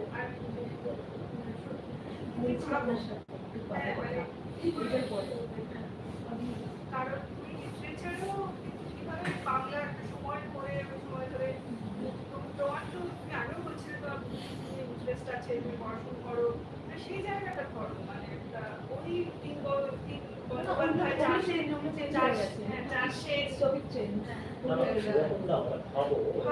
যেমন ধরো প্রথমে একটা প্রশ্ন আমার মনে হয়, প্রথম প্রশ্ন আসবে যে কায়নাতে কাজটা করতে চাইছো, কোরআন করেছে? হ্যাঁ স্যার, বাট ওই যে ইটস লাইক এই যে বাটটা আসছে, মানে তোমাকে তুমি অ্যাজ আ রিসার্চার যদি বলতে চাও যে আমি মুসলিম ফ্যামিলি স্ট্রাকচার ফ্যামিলি কাজ করছি, first text that you must read it. Sir, right now what I'm reading is the interpretation of the Quran by a woman. It's by এটাই হচ্ছে প্রথমে আগে ওটা পড়ো, the original. then unless you know the original, how do you know the departure in the interpretation? কারণ এই যে আমি প্রথমে বললাম রিসার্চার যদি এটা ভুলে যায়, দেন বিভিন্ন রকম প্রশ্ন আসছিল না, আমি তো অনেকজনকে ইন্টারভিউ করে যেটা বললাম, ওটা এই মূল সমস্যাতে ইন্টারভিউ করেছে। এই বলছে যে এটা হচ্ছে এই ও বলছে যে আমরা একটা ইন্টারপ্রিটেশন তো যখনই আসতে যাচ্ছি দ্যাটস দ্য ক্লোজ। কারণ আগে কথা বলতে পড়াতে সেই যাবতীয় তারপর বুঝতে শুরু হবে, দেখা করতে শুরু হবে, তো মহাভারতের পড়ার এই শুরু যাবতীয় তারপর পড়লাম, তখন আবার অ্যাক্ট্রেস হয়ে যায়। অক্সফোর্ড ইন্ট্রোডাকশন টু পড়াশোনাটা বলি পাতলা, হ্যাঁ ওইটা দিয়ে শুরু করা হচ্ছে। অক্সফোর্ড ইন্ট্রোডাকশন ইন্ট্রোডাকশন সিরিজ, ওটা পড়ে তারপরে ওখানে তুমি পাবে। তারপরে সেটি বলা হচ্ছে না মুসলিম ল, হ্যাঁ আমি মুসলিম পার্সন নট আনকোড আগে করতে হবে পড়া, এবার মুসলিম পার্সোনাল লতে কোরআন আসবে, হাদিস আসবে, তোমাকে শুনবো what is Quran, what is হাদিস ইন অরিজিনাল। তবে কি you have the authority to say না, কোথাও নেই। তখন তোমার কথা সবাই শুনে যে তুমি বলছো না হ্যাঁ রেডি, এরকম কোথায় আছে দেখো তো, এইভাবে তার তোমার that is the way to প্রত্যেককে ওইভাবে ওদের কাছে কোনো মকসদ না, একটাই বই বলি, তাহলে সেটা আমরা জানি না, আমরা শিখতে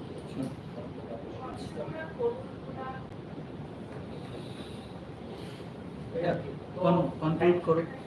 থ্যাংক ইউ। Thank you. এরপরে আমরা আবার তোমাকে রিসার্চ করার একটা রিলিজ করবো। এবার কেউ থেকে ভলান্টিয়ার করবে, কাজ করা শেষ হয়েছে, প্রত্যেকেই বলা হয়েছে যে একটা করে বই পড়তে তার ফিল্ডে এক এক করে পড়বে। Thank you.